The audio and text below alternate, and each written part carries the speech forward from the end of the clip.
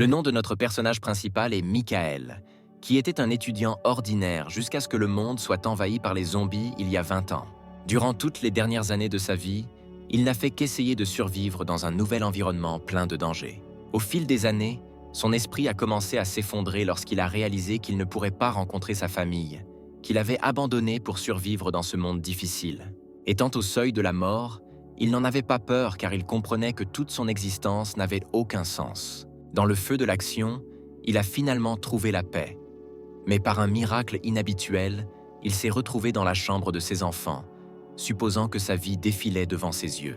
En regardant autour de lui, il ne peut pas croire qu'il s'est retrouvé à l'endroit même qui a été détruit il y a exactement 20 ans, lorsque tout a commencé à changer rapidement. En regardant la photo à côté de son lit, sur laquelle il porte sa sœur cadette dans ses bras, il lui semble que tout ce qui se passe n'est que le produit de son imagination. Tout autour semble bien réel, car notre personnage principal ressent les odeurs et les contacts de son corps, ce qui, dans le reflet, lui rappelle un jeune enfant stupide. À ce moment précis, il se souvient que c'est ce jour-là que l'apocalypse a commencé et décide de vérifier où se trouve actuellement sa sœur cadette. Il se souvient comment, ce jour fatidique, sa lâcheté et sa peur face au danger ont pris le dessus et ont contrôlé son corps. Voyant la première personne infectée, il abandonna sa sœur, assise dans un fauteuil roulant, la laissant mourir, puis le regretta toute sa vie. Après que les souvenirs lui reviennent, il regarde le calendrier et l'heure exacte, réalisant que son hypothèse sur les événements d'il y a 20 ans s'avère vraie. Michael se rend compte que, apparemment, d'une manière ou d'une autre, par magie, il est revenu 20 ans en arrière. En ouvrant la porte de la chambre, il voit sa sœur cadette assise dans un fauteuil roulant, regardant le merveilleux flux de la vie par la fenêtre. Incapable de contenir ses émotions, le personnage principal se jette dans les bras de sa sœur Sylvia en larmes, et celle-ci ne comprend pas ce qui se passe. La jeune fille, confuse, pensant que son frère a fait un mauvais rêve, essaie de le calmer, mais lui, sans rien expliquer, dit qu'il ne fera pas les erreurs auxquelles il a réussi à survivre. Il essuie avec ses mains les dernières larmes de son visage taché de larmes et demande à sa sœur de rester à la maison pendant qu'il part quelque temps pour affaires. Sylvia lui demande de ne pas se précipiter et enlève une des épingles à cheveux de sa tête et la donne au personnage principal, en lui disant que lorsqu'il reviendra vivant, il la rendra. Ayant promis à sa sœur de revenir bientôt, le personnage principal change de vêtements, se rendant compte qu'il lui reste très peu de temps avant le début de l'apocalypse et qu'il doit se préparer correctement. Le principal problème après le début de l'apocalypse était les ressources, et un petit dépanneur coûtait une vie humaine, alors Michael fait du shopping. Les filles qui travaillant dans le magasin sont découragées par le nombre de produits que notre personnage principal achète et décide qu'il n'est pas lui-même. Après avoir récupéré la quasi-totalité des marchandises dans les rayons des magasins, le personnage principal demande s'il y a encore de la nourriture qui traîne dans son entrepôt. Lorsque les filles lui demandent comment il compte livrer toutes ces marchandises à la maison, le personnage principal désigne une vraie camionnette près du magasin. Après un certain temps, après avoir payé tous les achats et chargé le contenu dans la voiture, même le conducteur se demande pourquoi notre personnage principal a besoin de tant de fournitures. Alors qu'ils ne partent pas, l'homme regarde une photo de sa famille et dit à notre personnage principal qu'il doit consacrer plus de temps à ses proches, car tôt ou tard, cela finira. Ayant fini de décharger les fournitures, l'homme s'apprête à dire au revoir à Michael, mais il l'arrête car il veut lui donner quelque chose. Le personnage principal demande au chauffeur de terminer son travail aujourd'hui et de rejoindre sa famille, car dans un avenir proche, le monde va beaucoup changer et il doit les protéger. Après un certain temps, Michael commence à fabriquer des armes d'autodéfense à partir de matériaux de récupération. Sa préparation est interrompue par Sylvia, dont l'apparition montre clairement qu'elle ne comprend pas ce qui se passe et exprime son mécontentement. Elle commence à crier après son frère parce qu'elle a reçu un avis indiquant que tout l'argent accumulé a été retiré de leur compte commun, et elle exige une explication immédiate. Son frère sourit et lui demande de ne pas être si en colère et, avec l'espoir de comprendre, dit que l'apocalypse arrive et lui demande de le croire. La jeune fille surprise pose son front sur la tête de son frère, pensant qu'il a de la fièvre car ce qu'il dit ressemble à une farce d'enfant. Michael demande sincèrement à croire en ses paroles et demande à sa sœur de profiter pour la dernière fois de l'air pur et du ciel paisible au-dessus de sa tête. Sylvia dit que son frère se comporte très étrangement aujourd'hui et fait des choses téméraires et très étranges. Mais la jeune fille remarque que pour la première fois de sa vie, elle voit Michael si sérieux et cela ne lui permet pas de nier ce qu'elle a entendu. Je comprends la gravité de la situation. Le personnage principal se souvient que dans la première semaine après le début de tous les événements, 90% de la population mondiale mourra ou se transformera en zombie. Quelque part dans la ville, après la tombée de la nuit, un inconnu reçoit un message de ses supérieurs qui le met en colère et il entend un chien aboyer à proximité. Mécontent de devoir travailler tout le week-end, il jette son téléphone de toutes ses forces vers le chien, éclaboussant sa colère. Après quoi, il voit qu'il s'agit d'un chien inhabituel, mais d'un animal muté qui se précipite sur son agresseur. En regardant le début du chaos dans les rues de la ville, nos héros entrent dans une véritable horreur primitive. Sylvia, choquée par ce qu'elle a vu, demande à son frère ce qui se passe quand soudain quelqu'un commence à frapper à la porte de leur appartement. La jeune fille entend dans sa voix que c'est son voisin qui appelle à l'aide, et le personnage principal se souvient que dans le passé, c'est à cause d'elle qu'ils ont rencontré le premier zombie. Sylvia se dépêche d'ouvrir la porte alors que les appels à l'aide de leurs voisins deviennent de plus en plus intrusifs. Après avoir ouvert la porte, elle voit devant elle le visage effrayé d'une femme qui habite à proximité et demande ce qui lui est arrivé. Toute émotion disparaît du visage de Sylvia lorsqu'elle voit un mutant en colère derrière le dos de la femme. Des souvenirs d'une vie passée traversent la tête de notre protagoniste, dans laquelle il a accompli, avec d'autres survivants, une mission très importante. Leur groupe se retrouva entouré de toutes parts par des monstres de haut niveau et la panique régnait parmi eux. Le personnage principal a fait de son mieux pour permettre à ses camarades de battre en retraite tout en combattant des ennemis supérieurs en force. En regardant autour de lui, il remarqua son ami proche, qui lui demanda pardon et le laissa simplement mourir, et il s'enfuit. Michael se souvint qu'il avait lui-même fait la même chose une fois, laissant sa sœur sans défense seule. À ce moment-là, il réalisa à quel point Sylvia se sentait désespérée et impuissante, et réussit à réagir et lança l'arme qu'il avait fabriquée vers l'infecté.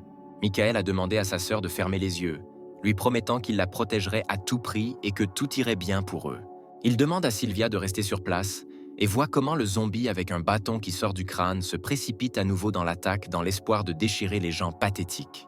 Le personnage principal, avec aisance et sérénité sur le visage, part l'attaque de l'attaquant et lui coupe un membre.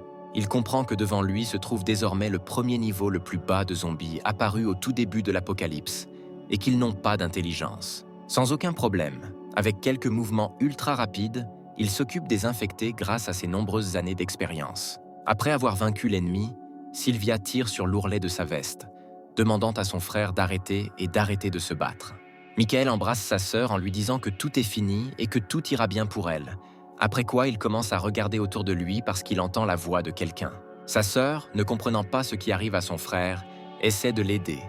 Mais le personnage principal commence à perdre connaissance. Après un certain temps, il reprend ses esprits et voit un étrange sanctuaire autour de lui, enveloppé d'une lueur bleue et drainant une énergie incroyable.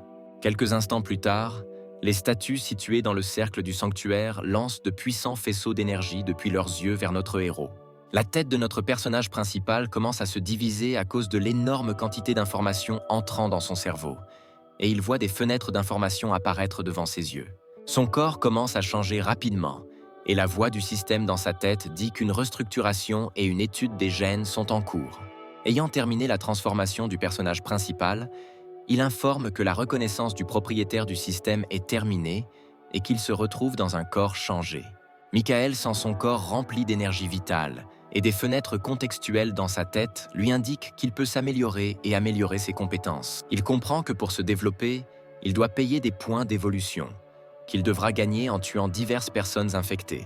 Il peut dépenser des points d'évolution sur diverses caractéristiques de son corps, telles que la force, la vitesse de détection, l'intelligence, etc. Ayant reçu ses premiers points, il décide d'améliorer ses indicateurs de force pour augmenter ses chances de survie. Mieux que ses compétences, il ressent soudain un élan de force dans son corps et espère que cette fois, il pourra changer son avenir grâce à cette force. Après avoir distribué les points, il perd à nouveau connaissance et reprend ses esprits déjà dans notre monde, observant comment sa sœur a attendu tout ce temps qu'il se réveille. Après avoir repris conscience, la sœur du protagoniste dit immédiatement que son frère lui a fait très peur, car il s'est évanoui trop vite et qu'elle ne savait pas quoi faire. Sylvia se met à pleurer et dit qu'elle ne pourrait pas supporter si quelque chose arrivait à son frère. Et il lui tapote la tête et lui explique que tout ira bien. Ayant repris conscience, Michael comprend immédiatement qu'il doit s'occuper du cadavre de sa voisine. Sinon, encore plus de zombies viendront ici. Mais en sortant de la porte, il découvre qu'elle a disparu. Au lieu d'un corps sans vie, il ne voit qu'une mare de sang et une traînée qui s'étend le long des escaliers jusqu'aux étages inférieurs. Réalisant qu'il devra dégager tout le périmètre pour rester en sécurité, le personnage principal décide de changer de vêtements car ils sont devenus trop petits pour lui. Grâce à l'évolution, il a beaucoup grandi et gagné de la masse musculaire et son corps est devenu beaucoup plus fort et plus résistant. Sylvia, qui a emménagé dans la chambre, donne à son frère les affaires de leur père, qui devrait être à la bonne taille pour lui. En attendant que le t-shirt soit enfilé, la jeune fille commence à s'inquiéter de l'état de ses parents, car il y a un véritable chaos dans le monde. Elle se souvient que leurs parents les laissaient seuls quand ils avaient 10 ans, et qu'après cela, ils étaient livrés à eux-mêmes la plupart du temps. Après cela, maman et papa ont commencé à leur envoyer de l'argent chaque année, et seul ce fait faisait allusion à leur existence. Ayant fini de se changer, le personnage principal demande à sa sœur de ne pas s'inquiéter, car leurs parents sont assez indépendants. En regardant son frère, Sylvia n'arrive toujours pas à croire qu'en une seule nuit, il ait autant grandi et changé d'apparence. Michael essaie de trouver une excuse et attribue tout cela à un déséquilibre hormonal dans son corps, et rapporte également qu'il devra partir pendant un moment. Sylvia est très inquiète pour son frère et dit qu'elle a peur parce que le monde a tellement changé et qu'elle a peur de devenir un fardeau pour lui. Le personnage principal essaie de calmer sa sœur, expliquant qu'il veut juste regarder autour de lui et s'assurer que leur abri est sûr. Il demande à sa sœur de ne pas penser qu'elle est un fardeau pour lui, car il ne veut pas être à la place de leurs voisins. Et dans une période aussi difficile, ils doivent absolument se serrer les coudes. Sylvia est d'accord avec lui et lui demande de revenir au plus vite, lui donnant finalement son épingle à cheveux qu'il doit, selon la tradition, lui rendre. Armé d'un poignard, notre héros principal quitte les murs de son appartement et part en reconnaissance. Il examine la trace sanglante laissée sur le sol après le zombie qu'il a tué, et réalisant qu'ils vivent au dernier étage, tout le danger sera en dessous. Michael commence à descendre lentement les escaliers, examinant attentivement chaque étage et vérifiant toutes sortes de pièces jusqu'à ce qu'il rencontre de nouvelles personnes infectées. Dès que le zombie remarque notre personnage principal, il commence immédiatement à se déplacer dans sa direction en prononçant des phrases incompréhensibles. S'étant précipité pour attaquer notre protagoniste, l'infecté subit une défaite inévitable, car Michael possède de nombreuses compétences et expériences pour combattre des ennemis de haut niveau.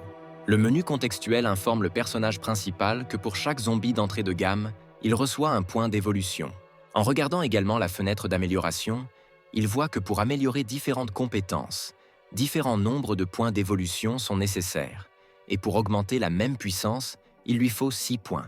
Le plus coûteux est de gonfler l'esprit mental, car dans une vie antérieure, il a entendu parler de personnes qui possédaient diverses compétences de l'esprit mental et décide que c'est peut-être la caractéristique la plus importante. En regardant ses compétences, il comprend que pour obtenir la capacité, il a besoin du 10e niveau d'esprit mental et pour le moment, il est préférable de développer d'autres compétences et de le laisser pour plus tard. Alors que je descends d'étages de plus en plus bas, l'objectif prioritaire de notre protagoniste est de tuer autant d'infectés que possible. En inspectant l'appartement voisin, il constate des traces de sang sur les murs et les meubles, ce qui indique une bataille récente. En entrant dans le bain, il aperçoit le corps sans vie d'une femme qui, apparemment, n'a pas eu le temps de se transformer en zombie. Michael comprend parfaitement que tout le monde n'est pas capable de résister à des changements aussi drastiques dans la vie et qu'il est plus facile d'interrompre sa propre vie. À ce moment précis, ses capacités de détection lui permettent de réagir face à une personne infectée derrière lui. Ayant ouvert sa grande gueule, le zombie est déjà sur le point de planter ses dents dans notre protagoniste et de lui mordre un énorme morceau de chair. Le personnage principal parvient à réagir et, à l'aide de son poignard, transperce le mutant qui l'attaque jusqu'au crâne. En aucun cas, il ne doit baisser sa garde, car l'arbre de l'évolution ne l'a pas rendu immortel. Après avoir dégagé l'étage suivant, il décide de ne pas hésiter et de continuer à inspecter le bâtiment car il ne lui reste plus beaucoup de temps. En examinant l'étage suivant, il est remarqué par une certaine femme qui a réussi à survivre et, apparemment, est également l'une des habitantes de cette maison. Après avoir frappé à la porte et demandé s'il y avait des survivants ici, la femme regarde par la porte et dit que son appartement est sûr et demande à être laissé seul. Le personnage principal demande à pouvoir vérifier personnellement la sécurité de son refuge, car il ne veut pas recourir à la force. La femme décide néanmoins de laisser le personnage principal entrer pendant un moment dans son appartement, où tout semble plutôt paisible et calme. En regardant autour de la pièce, Michael remarque une photo accrochée au mur et décide de demander où se trouvent actuellement son mari et son enfant.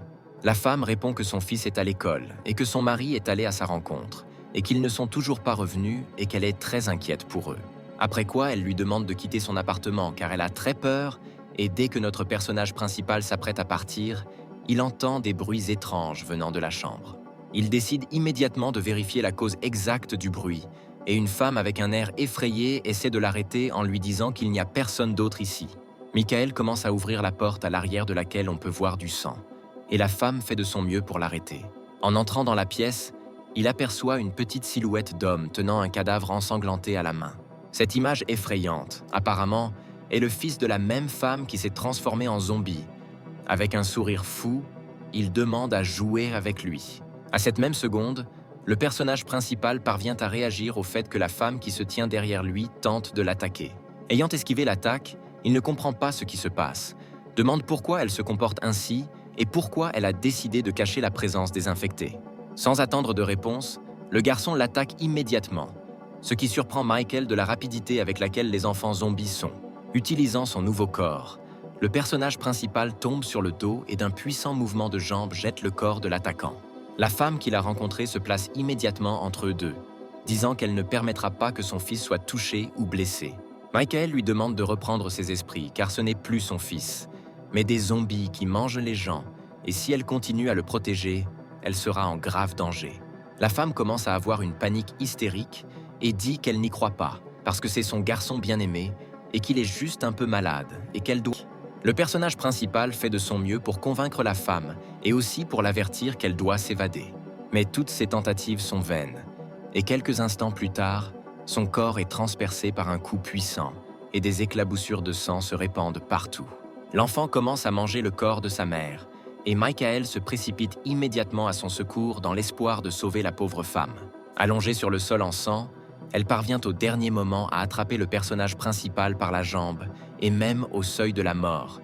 Elle lui demande de ne pas tuer son fils. Le protagoniste, le désespoir dans les yeux, explique que si une personne se retourne, elle ne peut pas être sauvée et il ne peut pas lui permettre de parcourir les rues de la ville en menaçant les autres survivants.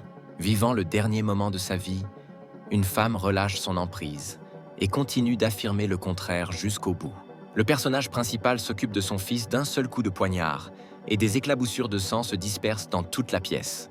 Il part calmement, laissant les cadavres de toute la famille gisant sur le sol et regrettant que cela se soit produit. Je descends aux étages suivants dans mon dos. Il laisse un fil tendu sur lequel sont accrochées des clochettes qui font office d'alarme.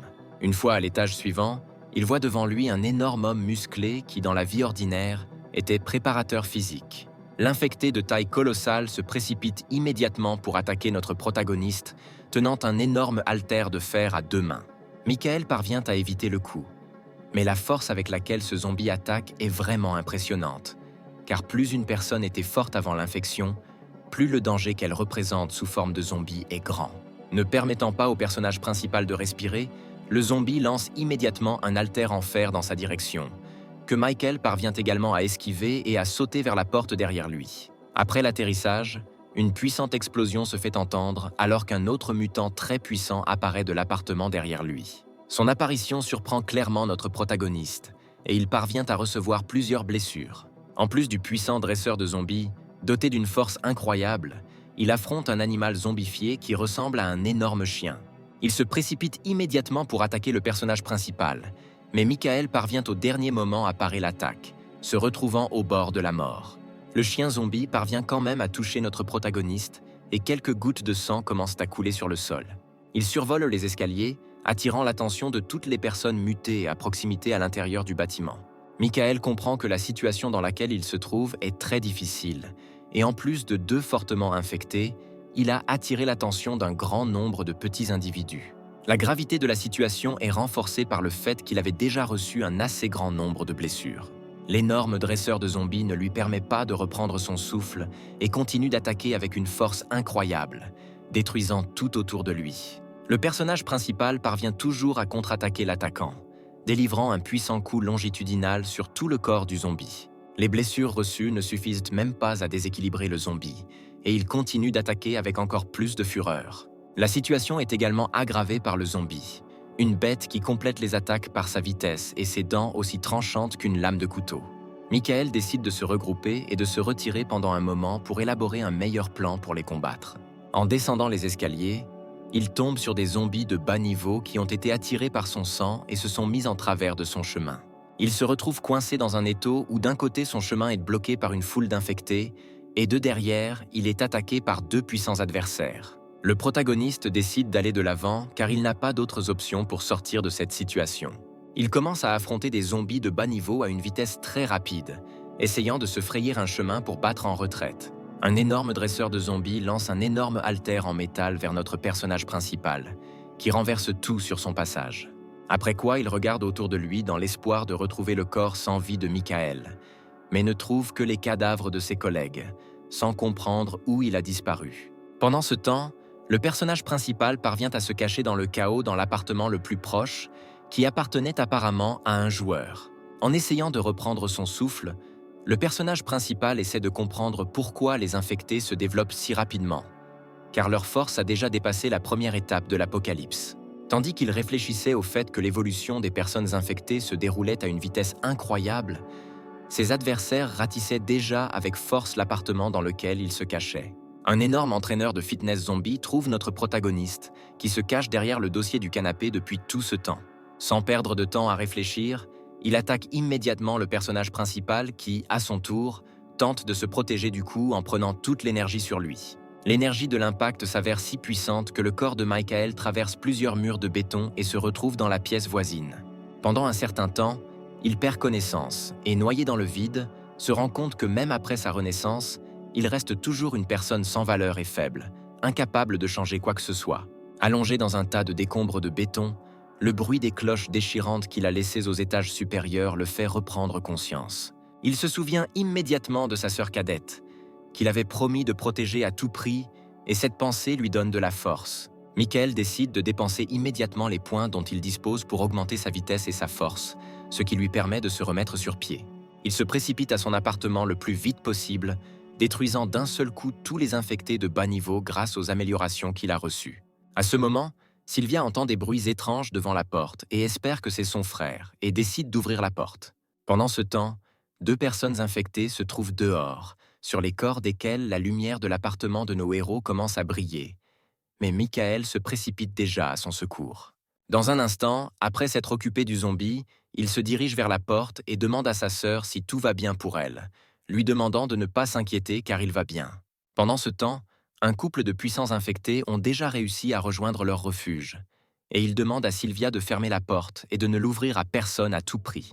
Michael pointe un poignard vers les zombies, disant qu'il ne leur permettra pas de faire un pas dans sa direction. L'entraîneur zombie commence à crier furieusement, prononçant la même phrase demandant une carte de membre pour leur salle de sport. Après avoir fait un pas supplémentaire, le héros se lance immédiatement dans l'attaque, lui coupant la jambe, affirmant qu'il avait prévenu des conséquences. Après quoi, il saute immédiatement, s'envole dans les airs et lance son poignard de toutes ses forces dans le corps de la bête zombie. Au même moment, lors de l'atterrissage, il donne un puissant coup de pied à l'entraîneur de zombies, lui frappant la tête contre le sol en béton.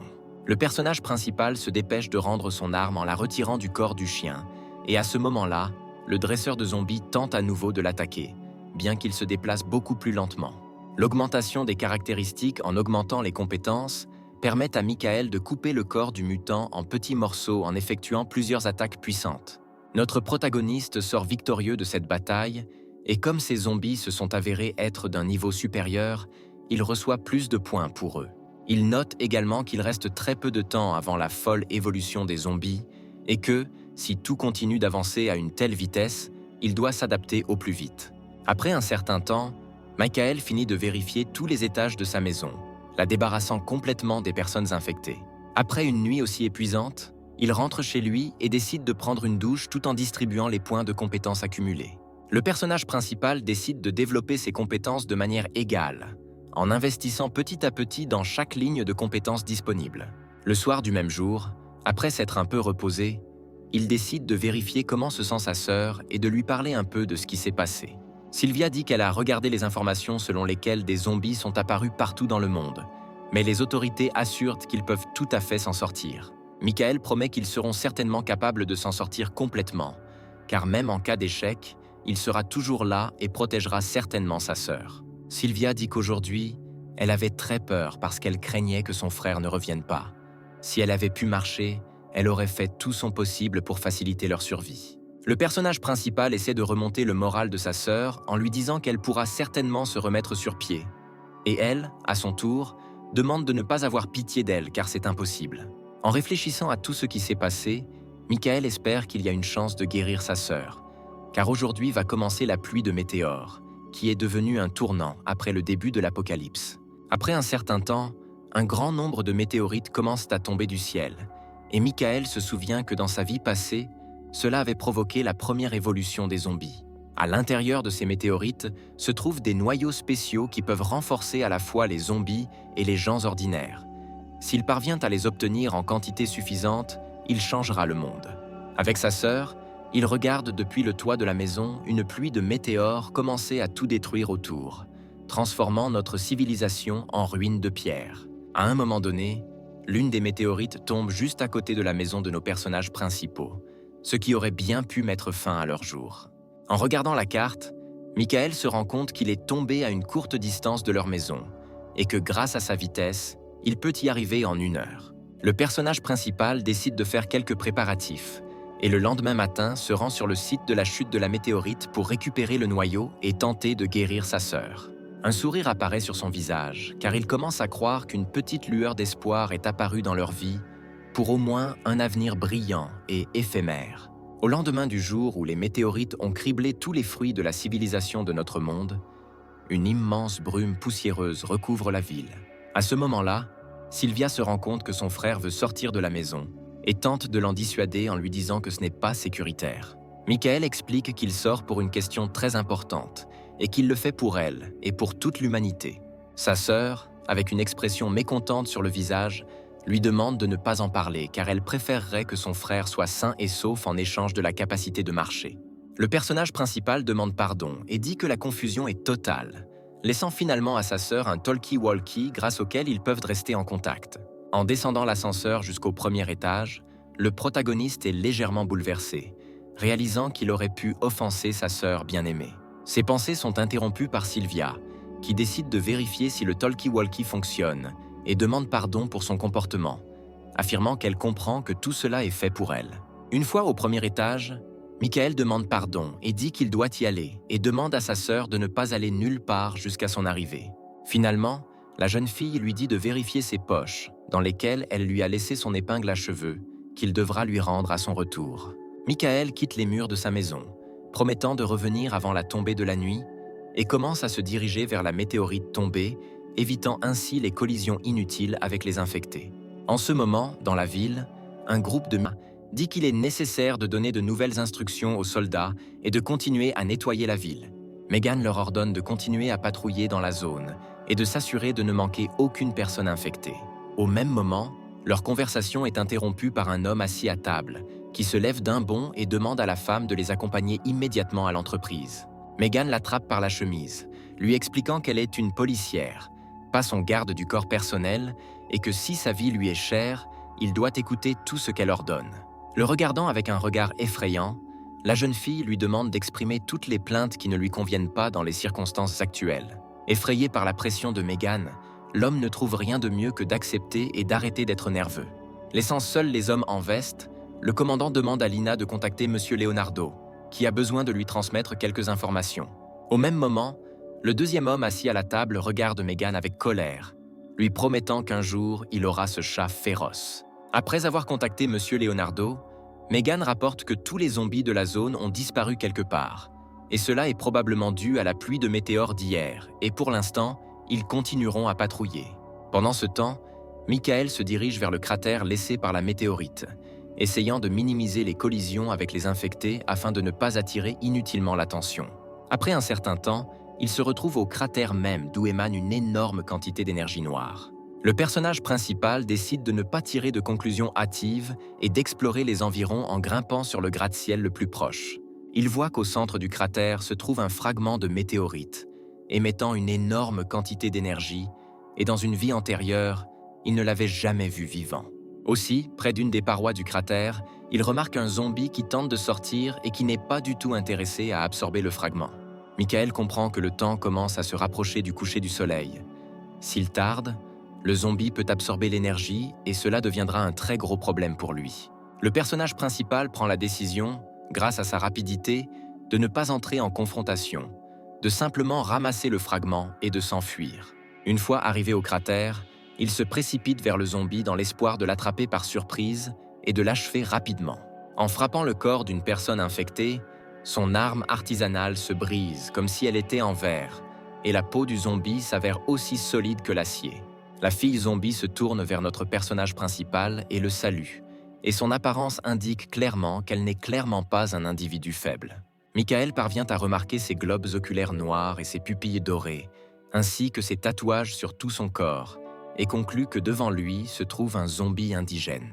Pendant quelques secondes, il est saisi d'une horreur primale, car dans sa vie passée, ils ont le plus semé la terreur à l'humanité et étaient supérieurs en force à tous les autres. En un instant, l'infecté se rapproche de notre protagoniste, l'attrapant par les restes d'une lance artisanale et le jetant en l'air avec une incroyable facilité. En essayant d'atterrir au sol, notre personnage principal commence à gêner les vignes qui tirent du sol comme des balles. Ayant réussi à récupérer son poignard, il parvient à couper les plantes gênantes et à rester indemne. Michael comprend que les zombies d'origine ont des capacités spéciales et que leur force et leur vitesse sont à un niveau très élevé, ce qui n'en fait pas les adversaires les plus faciles. Alors qu'il essaie de comprendre pourquoi des zombies aussi puissants ont commencé à apparaître si tôt, la jeune fille ne lui donne pas l'occasion de réfléchir et l'attaque à nouveau. Le protagoniste décide de ne pas s'engager dans la bataille et essaie simplement de ramasser le fragment et de s'enfuir, en évitant des dommages inutiles. De nombreuses vignes se dressent à nouveau sur son chemin, ne lui donnant pas la possibilité de le faire. Le zombie indigène sourit comme s'il se moquait de notre personnage principal et s'amuse simplement.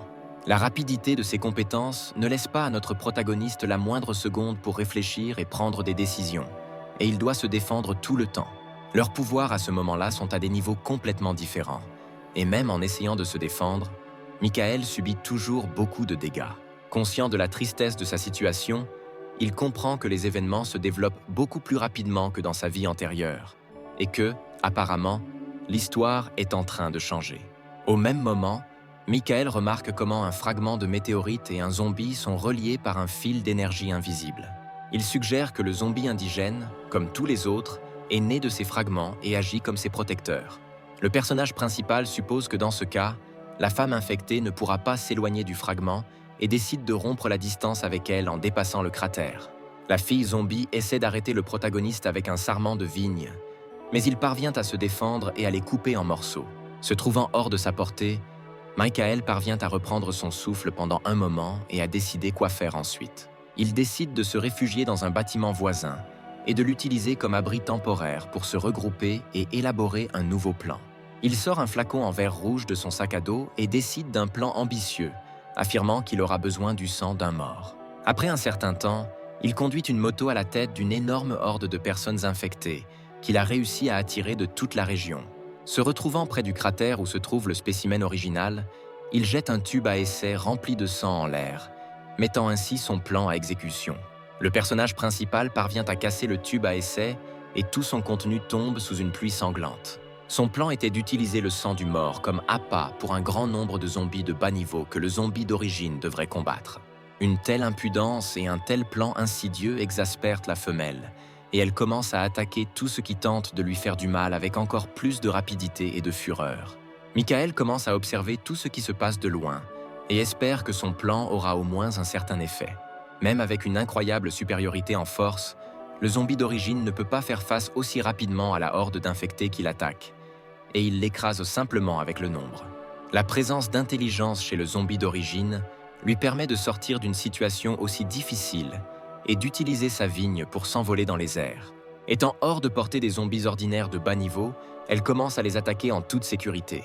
Michael décide à ce moment de se rapprocher du cratère et d'essayer de voler le fragment pendant que l'original est occupé à se battre. La seule chose qui inquiète notre personnage principal dans cette situation est une grande accumulation de mutants, à cause de laquelle il pourrait lui-même tomber dans un piège.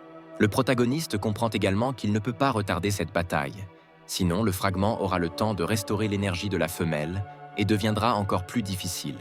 De manière inattendue pour toutes les personnes présentes, un rugissement très puissant et inquiétant se fait entendre, qui ne peut signifier qu'une chose. En regardant autour d'eux, Michael et le zombie d'origine remarquent une bête mutante énorme et féroce. Il se précipite immédiatement à l'attaque de la femelle, car il sent parfaitement sa force et comprend qu'il faut s'en occuper en premier. La bête parvient à la faire tomber au sol, en la pressant avec sa patte, dans l'intention de la déchirer en petits morceaux.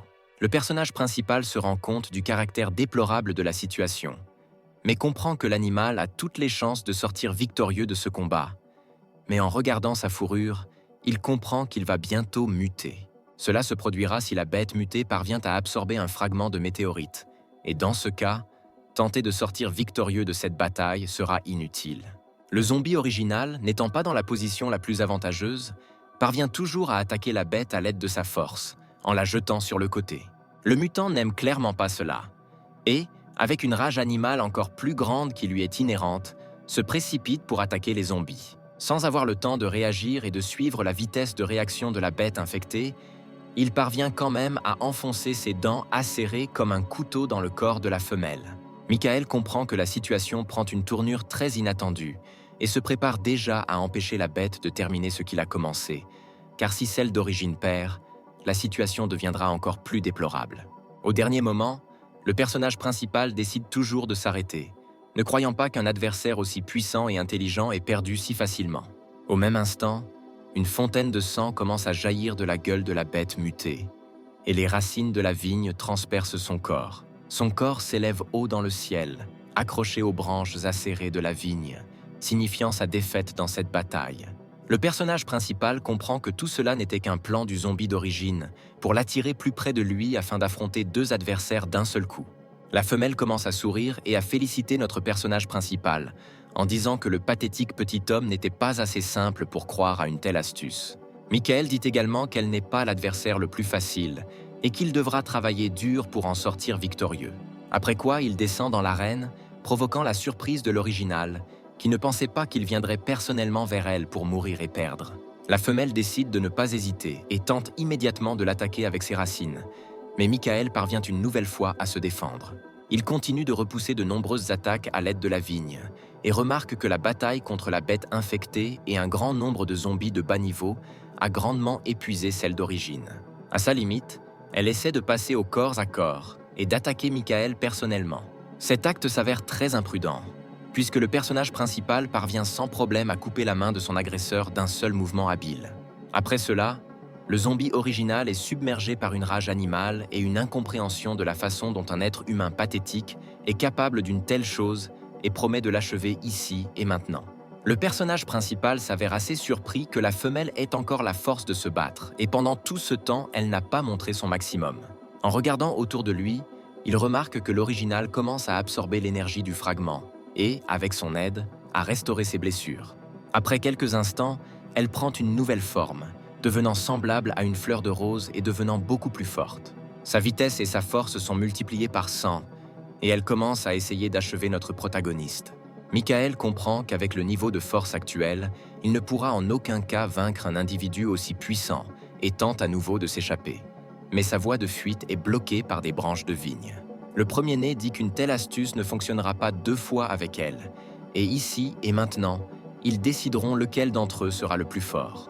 Le personnage principal commence lentement à manquer de force pour esquiver et se défendre, et l'un des coups atteint presque sa cible. Mais au dernier moment, les branches de la vigne cessent d'attaquer Michael, et le corps du zombie originel commence à émettre des fontaines de sang. Le protagoniste comprend que la femelle ne pourrait pas résister à une énergie aussi forte du fragment, et, de plus, son corps est très épuisé après tant de batailles. Elle essaie de toutes ses forces d'attaquer Michael, disant qu'un petit homme pathétique ne peut pas la vaincre. Sans aucun problème, repoussant les prochaines attaques du zombie original, Michael dit qu'en continuant à se battre, elle s'achèvera. Utilisant sa vitesse, il réduit la distance avec elle, réalisant que l'issue de la bataille est déjà prédéterminée. La femelle épuisée tombe à terre et se prépare à accepter son sort, réalisant le caractère déplorable de sa situation. Le personnage principal la menace avec son poignard, et on dit qu'il connaissait l'issue de cette bataille dès le début. En regardant le zombie original mourant, il se souvient que dans le passé, il ne pouvait pas imaginer qu'il serait un jour capable de vaincre un adversaire aussi puissant. Dans le passé, en raison de la force de l'ennemi, il a fait le mauvais choix et l'a regretté pendant très longtemps. Alors il décide de jurer de rester debout jusqu'à son dernier souffle, protégeant ce qui lui est cher. La fenêtre contextuelle informe notre personnage principal que pour avoir tué un zombie indigène, il reçoit 100 points d'évolution. Michael ne pouvait pas imaginer qu'il recevrait autant de points pour l'avoir vaincu, et décide qu'à l'avenir, il devra être plus prudent avec les autres fragments. Après sa victoire triomphale, il décide de prendre la météorite et est surpris de pouvoir la toucher avec ses mains en toute sécurité. En touchant le fragment avec sa main, il sent comment son énergie commence à remplir son corps, lui redonnant des forces. Michael est complètement sous le choc, se rendant compte que toutes ses blessures ont presque complètement disparu et espère que sa sœur pourra également se rétablir et recommencer à marcher. Juste avant de partir, il regarde le corps de la bête infectée car il entend des bruits étranges et suppose que le monstre est toujours en vie. Une énorme quantité d'énergie commence à quitter son corps, plongeant le personnage principal dans l'horreur de devoir faire face à une autre bataille. Son visage montre une incroyable surprise face à ce qu'il a vu, et il n'en croit pas ses yeux. Du corps d'une énorme bête mutée est né un petit chiot à la fourrure jaune. Il le prend dans ses bras et suggère qu'après la mort de sa mère, le petit dans son ventre a absorbé tous ses pouvoirs et a ainsi pu survivre. Michael suggère qu'il peut apprivoiser le monstre nouveau-né s'il devient le premier qu'il voit lorsqu'il ouvre les yeux. Le chiot commence à aboyer joyeusement et à lécher les joues de notre personnage principal, pensant qu'il fait partie de sa famille. Le protagoniste décide d'appeler son nouvel animal de compagnie Goldie et, l'ayant caché dans son sac à dos avec un fragment de météorite, décide de retourner à son refuge au plus vite. En se déplaçant dans les rues de la ville, une étrange énergie enveloppe tout ce qui se passe dans le quartier, attirant des foules de personnes infectées. Cette énergie provient de fragments de météorites que notre personnage principal transporte dans son sac à dos et qui servent d'appât aux infectés. Avant qu'il puisse atteindre son abri, le sol sous ses pieds commence à se fissurer et à s'effondrer en petits morceaux. Michael parvient à esquiver et se rend compte que pendant tout ce temps, quelqu'un le poursuit et qu'il ne le laissera pas s'enfuir comme ça. Un grand nombre de rats géants mutés commencent à apparaître du sol, qui ont suivi l'énergie de la météorite pendant tout ce temps. Le personnage principal parvient à se défendre contre l'attaque des rongeurs, se rendant compte que sa position n'est pas la plus avantageuse et qu'il ne peut plus simplement les combattre. À ce moment-là, l'assistante Lina demande à son commandant de faire une pause et de dormir au moins un peu, car elle est debout depuis très longtemps. Megan dit qu'elle n'a pas le temps pour cela et continue d'observer la situation, et remarque comment notre personnage principal court au loin et rapporte qu'il voit un survivant. La jeune fille est assez surprise de la vitesse avec laquelle notre personnage principal se déplace et remarque également qu'il est poursuivi par une énorme volée de rats géants. Même si Megan ne comprend pas comment cet homme a réussi à éviter tant d'attaques d'animaux infectés, elle décide quand même de l'aider. Pendant ce temps, le personnage principal se dirige vers leur abri, supposant que ce bâtiment conviendra à un abri temporaire où il pourra reprendre son souffle. Une fois sur le territoire du bâtiment, des barres de fer et des murs en béton parviennent à retarder pendant un certain temps les mutants qui le poursuivent. Michael, ayant réussi à se rendre au garage, s'assoit par terre et essaie d'élaborer un autre plan pour ses actions, en supposant qu'aujourd'hui il ne pourra pas rentrer chez lui et devra passer la nuit ailleurs. Ouvrant son sac à dos pour vérifier si Goldie et le fragment de météorite vont bien, il découvre que le cristal a tout simplement disparu. La première chose à laquelle notre protagoniste a réussi à penser, c'est que le fragment manquait ou que son animal avait réussi à l'absorber. Toutes ces hypothèses sont immédiatement dissipées lorsque le menu contextuel de l'arbre d'évolution lui indique que l'absorption du cristal est terminée et que le processus de restructuration a commencé. Au même instant, le corps du personnage principal est enveloppé d'une aura incompréhensible et il commence à ressentir une douleur très sauvage qui le met en pièces. Un instant plus tard, son corps commence à émettre des quantités massives et des vagues d'énergie, repoussant tout ce qui se trouvait à proximité de lui. Au même moment, les rats qui poursuivent notre personnage principal parviennent à franchir la barrière en béton et à pénétrer dans le parking. Michael se rend compte du caractère déplorable de la situation actuelle, mais ne trouve pas la force de rassembler son courage et au moins d'essayer de se lever, et l'arbre de l'évolution en est responsable. Ses yeux commencent à se fermer, et il perd lentement connaissance, ne croyant pas qu'il sera mort ici et maintenant. Au dernier moment, Goldie parvient à sauver son propriétaire en repoussant l'attaque des rats et en prenant sa défense. Le corps du petit chiot est recouvert d'une fine couche d'électricité et commence à émettre de grandes quantités d'énergie. Il se tient entre les rats attaquants et le corps de son maître, prêt à donner sa vie pour sa protection. Goldie commence à combattre des hordes de rats, les attaquant avec des éclairs électriques et utilisant sa vitesse et sa taille comme avantage. Le nombre d'infectés s'avère trop important et, à travers une brèche dans les murs, même des individus de bas niveau parviennent à pénétrer à l'intérieur et à entourer notre personnage principal. Le fidèle chiot n'a pas le temps de suivre autant d'adversaires et il doit continuer la bataille avec les rats situés à l'extérieur du bâtiment. Avant de lancer une attaque et d'achever notre personnage principal, l'un des rats subit une mort inévitable après avoir été touché par une balle d'arme. À la même seconde, d'autres survivants, armés et arrivant pour aider notre personnage principal, apparaissent sur le parking. L'homme aux cheveux gris demande à Megan s'ils auraient dû amener des étrangers au refuge, car s'ils se faisaient mordre, ils auraient beaucoup de mal.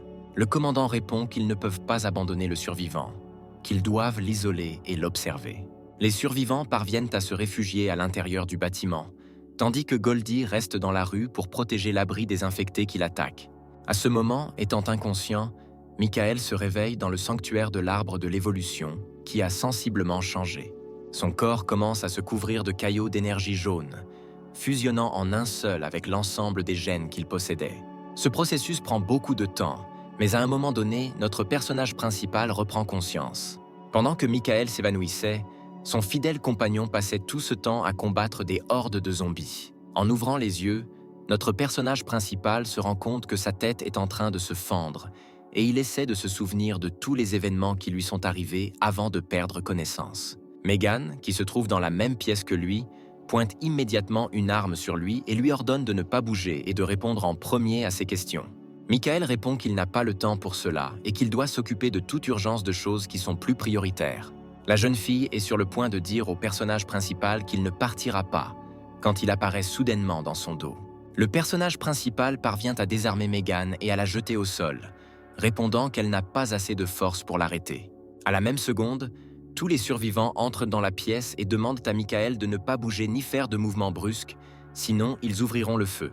Megan ordonne à ses hommes de ne pas bouger et explique qu'elle est le commandant de la police militaire et que ce sont eux qui l'ont sauvé d'une mort certaine. L'un des deux hommes en costume dit que le personnage principal est un homme ingrat et impudent et qu'il n'aurait pas dû le garder pendant 4 jours entiers. En entendant cela, Michael oublie complètement tout ce qui s'est passé, réalisant qu'il s'est évanoui pendant 4 jours entiers. Il se précipite immédiatement vers la sortie, réalisant que pendant tout ce temps, sa sœur est seule et en danger possible. Megan parvient à l'arrêter, lui disant que la rue est pleine de zombies et que c'est trop dangereux là-bas, et l'invite à rester dans leur équipe. Alors que Michael demande ce qui se passera s'il refuse cette offre, une immense silhouette terrifiante peut être aperçue devant la fenêtre de la pièce dans laquelle il se trouve. En un instant, le monstre fait irruption dans la pièce, détruisant tout sur son passage et poussant un cri frénétique. Tous les survivants se précipitent immédiatement dans des directions différentes pour tenter de se protéger ainsi que tous ceux qui les entourent. Abasourdie, Lina, alors qu'elle est encore écolière, éprouve une peur incroyable et ne peut tout simplement pas bouger en se tenant au même endroit. Le personnage principal parvient à sauver la jeune fille sans défense, en arrêtant l'énorme patte du monstre avec son corps et en lui bloquant le chemin. À ce moment-là, il se rend compte qu'il n'a pas lui-même compris comment il a réussi à faire cela et que sa dextérité a probablement considérablement augmenté. Tout comme ses capacités physiques, aucune personne sur la planète n'est capable de retenir une force aussi incroyable d'un mutant qui le pousse à main nue. Tous les survivants, regardant ce qui se passe, n'en croient pas leurs yeux et doutent que l'étranger qu'ils ont rencontré soit une personne ordinaire. Grâce au pouvoir nouvellement acquis, le personnage principal parvient à rejeter le corps du monstre. Réalisant que ses indicateurs physiques ont augmenté, il se précipite immédiatement à l'attaque, avec l'intention de déclencher une bataille avec l'énorme mutant. Au dernier moment, son poing s'arrête juste devant le nez de la bête et les vagues d'énergie de son coup se propagent sur le sol. Le personnage principal se rend compte qu'il n'y a pas de monstre devant lui, mais son petit chien apprivoisé Goldie, qui a beaucoup grandi en 4 jours. Il commence à remuer joyeusement la queue et à lécher son propriétaire, se réjouissant de son retour. Michael décide de vérifier ses compétences et constate que tous les points d'évolution ont disparu et qu'un nouveau point d'amélioration est apparu appelé amélioration génétique. J'essaie de me souvenir de tout ce qui s'est passé. Il comprend que quelque chose d'incroyable lui est évidemment arrivé et très probablement tous les points ont été consacrés à son évolution. Plongeant dans sa conscience, il constate que l'arbre sanctuaire de l'évolution a également changé et, apparemment, il a connu la première amélioration des gènes. Lorsqu'on lui demande ce qui lui est arrivé, le menu contextuel répond que le personnage principal a atteint sa limite et qu'un fragment de météorite l'a aidé à la surmonter. Michael se souvient que chaque personne a une limite génétique et, dans une vie antérieure, il a vu des combattants de haut rang qui tentèrent de la surmonter, mais qui sont finalement morts. Ce terme s'appelle restriction génétique. Et apparemment, notre protagoniste est capable de se développer indéfiniment en contournant cette interdiction.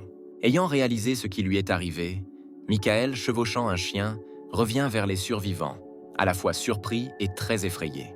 Michael explique que jusqu'à récemment, Goldie était très petit, mais qu'après avoir mangé autant de zombies, il a atteint une telle taille.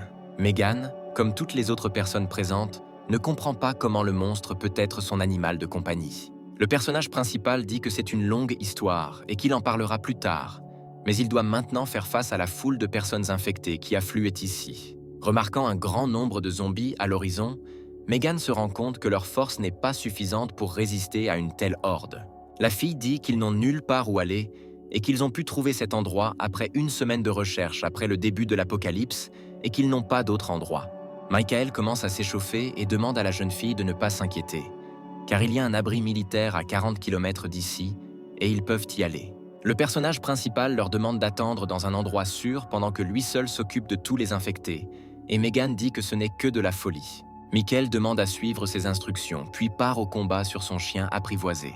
Lina, regardant tout ce qui se passe, demande à son commandant si cet inconnu pourra revenir sain et sauf et les escorter jusqu'au refuge. Ayant atteint le bon endroit, le personnage principal décide de ne pas se battre à main nue et d'arracher le panneau routier du sol. Il attire les infectés avec un grand bruit de métal et demande à Goldie de se tenir à l'écart car il veut tester ses nouvelles capacités.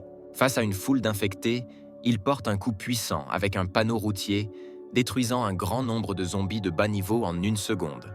Michael comprend qu'en peu de temps, il est devenu beaucoup plus fort, rendant ses coups bien plus meurtriers. Peu à peu, confronté à des zombies ordinaires, un infecté éveillé qui a atteint le niveau initial se met en route. La classification utilisée par notre personnage principal a été préservée d'une vie passée, lorsque les infectés se voyaient attribuer un rang et que cet individu, bien qu'il ait une force incroyable, n'est toujours pas doué d'intelligence. En essayant de porter un coup puissant à la tête du mutant avec un panneau de signalisation, cela n'apporte pas de résultat visible et le métal se plie comme de la pâte à modeler. Il ne se serait pas retrouvé dans cette situation, et s'il avait volontairement décidé de devenir un appât, alors il devait sortir d'ici le plus tôt possible. Megan lui demande d'arrêter de semer la panique et d'agir de manière imprudente, demandant à son ami Leonardo de prendre sa défense. L'homme aux cheveux gris dit qu'il pense aussi qu'ils doivent partir parce qu'ils ne savent pas si ce type est vivant et qu'ils ne devraient pas prendre de tels risques. L'espace d'une seconde, il y a un silence de mort parmi les survivants et la jeune fille accepte d'aller vérifier comment ça se passe au front. Leonardo et Lina tentent de l'en dissuader, mais Megan déclare que c'est la meilleure option qu'elle puisse prendre. À ce moment précis, leur conversation est interrompue par le grand cri d'un zombie qui se trouve derrière eux. Décidant qu'une mort imminente les attend tous, l'infecté reçoit immédiatement un puissant coup au crâne et s'envole dans une direction inconnue. Michael se tient devant les survivants, disant qu'il a rencontré quelques problèmes sur le chemin du retour et espère ne pas les avoir fait attendre trop longtemps. Megan dit que ce sont eux qui devraient s'excuser parce que la police a envoyé le civil dans le vif du sujet. Le personnage principal rapporte que sans leur aide, il serait un cadavre depuis longtemps et, en signe de gratitude, il a éliminé la plupart des zombies de la zone, ce qui leur aurait permis de continuer. Michael dit qu'en chevauchant Goldie, ils peuvent pouvoir se rendre au refuge et que la route devrait être exempte de mutants. Megan est assez déconcertée par une telle déclaration et décide de clarifier pourquoi le personnage principal n'ira pas au refuge avec eux. Michael déclare qu'il a des affaires en suspens et qu'il doit retrouver sa petite sœur le plus tôt possible. Après avoir assis tous les survivants sur le dos de son chien apprivoisé, Megan lui rend son sac à dos et lui souhaite bonne chance pour retrouver sa sœur. Finalement, la jeune fille décide de connaître le nom de notre personnage principal et demande à revenir au plus vite. En les regardant partir, le protagoniste espère qu'ils n'auront pas le temps de se rendre au refuge dans un avenir proche, car à minuit, la première étape de l'apocalypse se terminera et des zombies réveillés apparaîtront. Les performances physiques accrues du personnage principal lui permettent de se déplacer à travers les ruines de la ville à une vitesse incroyable. Peu de temps après, arrivé à son ancienne maison, il constate que des montagnes de cadavres gisent partout et que des traces de tirs sont également visibles. À l'aide d'un talkie-walkie, Michael tente de contacter Sylvia tout en essayant de découvrir pourquoi les militaires nettoyèrent les zones et n'évacuaient pas les civils. En montant les escaliers menant aux étages supérieurs du bâtiment, il suggère qu'il pourrait s'agir de simples pillards qui, profitant de la loi martiale, provoquent des troubles. Arrivé à son appartement, il constate que tout autour de lui a été pillé et que la porte d'entrée a tout simplement été défoncée. Sylvia n'est pas non plus à l'intérieur de l'appartement. Et tout ce qu'il trouve, c'est un fauteuil roulant et une photo cassée gisant sur le sol. À ce moment précis, le personnage principal est envahi par une rage incroyable et promet d'achever toutes les personnes impliquées dans l'enlèvement de sa sœur cadette.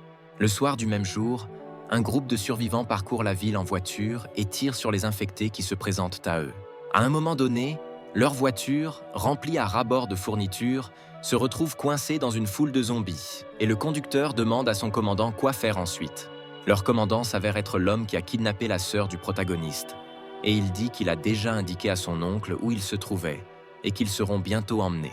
Sylvia demande à ses ravisseurs pourquoi ils font cela, car l'humanité aurait dû s'unir et lutter ensemble contre une menace aussi terrible.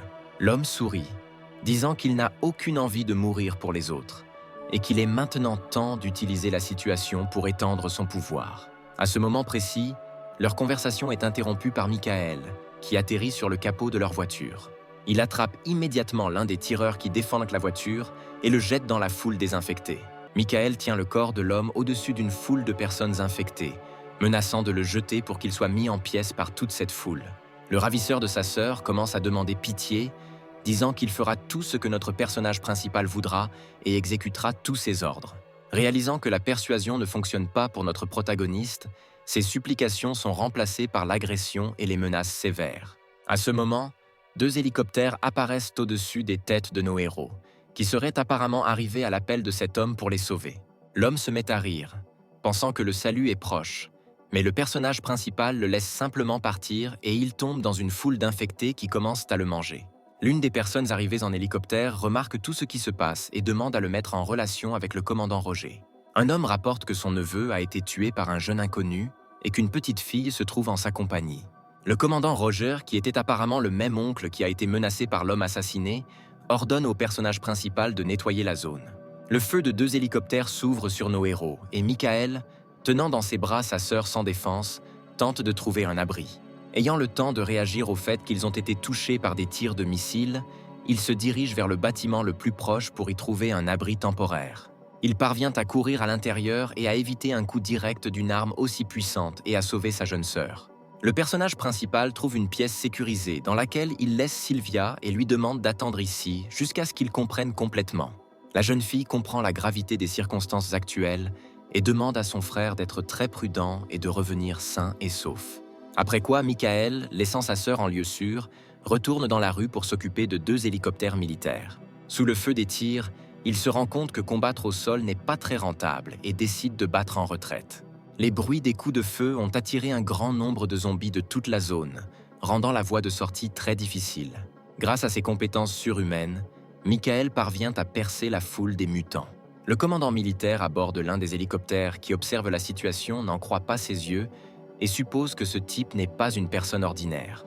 Il ordonne au pilote de trouver un grand bâtiment à proximité et de le poser sur le toit, après quoi il continue de poursuivre le type. Après avoir posé mon capitaine sur Michael, j'ouvre le feu d'une mitrailleuse tirant jusqu'à 70 coups par seconde.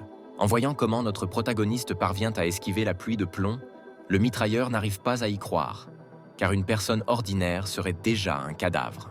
Au même moment, le capitaine militaire, étant sur le toit et armé d'un fusil de précision, vise notre personnage principal. Il tire un coup précis avec une cartouche de gros calibre, dans l'espoir d'achever le gars d'un seul coup. Le temps de réaction et la perception de Michael lui permettent de réagir au bruit du coup de feu et d'esquiver le projectile, l'empêchant de toucher son cœur. Mais il est toujours blessé. Le capitaine est informé à la radio que l'objet a disparu dans un des bâtiments. Je l'ai frappé, le sang va attirer les infectés, continue la surveillance. Michael essaie d'arrêter l'hémorragie. Quelle chance j'ai! Juste 1 millimètre à gauche et je serais déjà mort. Perdu dans ses pensées, le personnage principal perd sa concentration pendant quelques secondes et ne reprend ses esprits que lorsqu'une fusée vole dans son immeuble. Une puissante explosion se produit, détruisant complètement l'ensemble du bâtiment et brisant toutes les fenêtres dans un rayon de plusieurs kilomètres avec une onde de souffle. Les pilotes signalent que la cible a été détruite, mais le capitaine parvient à remarquer du mouvement sous le tas de décombres. La fumée et le nuage de poussière laissés par l'explosion se dissipent et les militaires aperçoivent un énorme chien à la fourrure dorée émettant un rugissement terrifiant. « Goldie, tu m'as vraiment aidé, bébé. Tu arrives juste à temps. J'ai vraiment besoin de ton aide. » Le familier libère d'énormes ailes de son corps et demande à son propriétaire de l'accompagner à l'attaque. Alors que les militaires stupéfaits ne comprennent pas d'où vient ce monstre, Michael, chevauchant un chien, attaque l'un des hélicoptères.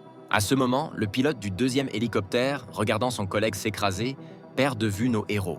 Paniqué, il s'empresse de signaler au capitaine que la cible a été perdue, quand soudain il est interrompu par Michael, qui monte dans le cockpit de l'hélicoptère. Le capitaine de l'escouade, entendant à la radio que ses combattants ont été vaincus, demande des renforts disant qu'ils ont trouvé un survivant. À ce moment, Mike, pensant que la bataille est terminée, débarque sur Terre avec l'envie de présenter Goldie à sa sœur. Sa joie est interrompue par le capitaine de l'armée. « Hé, gamin, il est trop tôt pour se réjouir. Cette fille est clairement très importante pour toi. » Mike, voyant que sa sœur est menacée avec une arme, se met à crier et à exiger de la laisser partir immédiatement. L'homme, appuyant le canon d'un fusil contre la tête de Sylvia, déclare qu'il serait intéressé de vérifier ce qui est le plus rapide. La balle ou la réaction de notre héros. « Posez votre arme. Tu as besoin de moi, n'est-ce pas? Ma sœur n'a rien à voir avec ça. Je me rendrai sans résistance, mais promets-moi que tu la laisseras partir. » Mike, les mains levées, se dirige vers le capitaine, ordonnant finalement à Goldie d'emmener Sylvia en sécurité. À ce moment, un fantassin armé d'un lance-roquettes, apparemment arrivé avec des renforts, rapporte que la cible a été capturée et se trouve dans la zone touchée. Le capitaine, souriant, donne l'ordre d'ouvrir le feu et un obus est tiré sur notre héros, produisant une puissante explosion. L'armée se réjouit que la tâche soit terminée, mais dès que le brouillard se dissipe, le fidèle chien de Michael apparaît sur le lieu de l'explosion, qui a pris tout le coup sur lui. Le capitaine crie à la radio que la cible est toujours en vie et que nous devons passer au plan B. Mais il s'avère qu'il est trop tard et Michael porte un coup écrasant derrière son attaquant. L'homme, ayant volé plusieurs dizaines de mètres et reçu de nombreuses blessures, se trouve dans une montagne de décombres et, survivant miraculeusement, ordonne que tout le monde soit détruit. D'autres missiles sont tirés en direction de Sylvia, tandis que Michael lutte pour sauver sa sœur. Un instant avant l'explosion, il parvient à couvrir la jeune fille de son corps, prenant tout le coup sur lui. Tombée au sol, Sylvia regarde ses mains ensanglantées, espérant que son frère bien-aimé soit encore en vie. « Frère, ne me fais pas peur, n'ose même pas t'endormir. Qu'est-ce qui ne va pas chez toi? Ne me laisse pas tranquille. » Pendant ce temps, le capitaine parvient toujours à se relever, tout en se réjouissant que tous ses membres soient intacts et qu'il ne restera pas paralysé. Michael, ouvrant légèrement les yeux, essuie les larmes du visage de Sylvia avec son doigt et lui demande pardon de ne pas avoir pu la protéger. « Ne pleure pas, Sylvia. Je suis très contente de pouvoir te regarder à nouveau. Tout cela ressemble à un rêve dans lequel je veux rester pour toujours. » Après ces mots, la main de Michael tombe au sol et sa sœur se met à crier à pleine voix et des vagues d'énergie puissante sortent de son corps. Le capitaine ne peut pas croire qu'ils ont tiré autant de missiles sur ce type et qu'il respire encore, mais ses pensées sont interrompues par la neige qui commence à tomber du ciel pendant une saison si chaude. Sylvia, dans un accès de colère, se relève nue, handicapée, et un énorme pouvoir commence à s'accumuler autour d'elle. Le capitaine militaire ne comprend pas ce qui se passe sous ses yeux, car les gens ordinaires ne peuvent pas contrôler les éléments. La jeune fille, criant que c'était de sa faute pour ce qui s'est passé et que sa faiblesse l'a conduite, elle et son frère, à cela, commencent à geler tout autour d'elle en utilisant le pouvoir de la glace nouvellement réveillée. Le corps du capitaine commence à se transformer rapidement en statue de glace et ses mouvements sont limités par la glace et la peur d'une mort imminente. Au même moment, quelqu'un d'un point de contrôle inconnu observe ce qui se passe et dit qu'une source d'énergie, Absolute Zéro, une évolution de rang S, a été découverte juste au-dessus d'eux. La fille nommée Juno est assez surprise.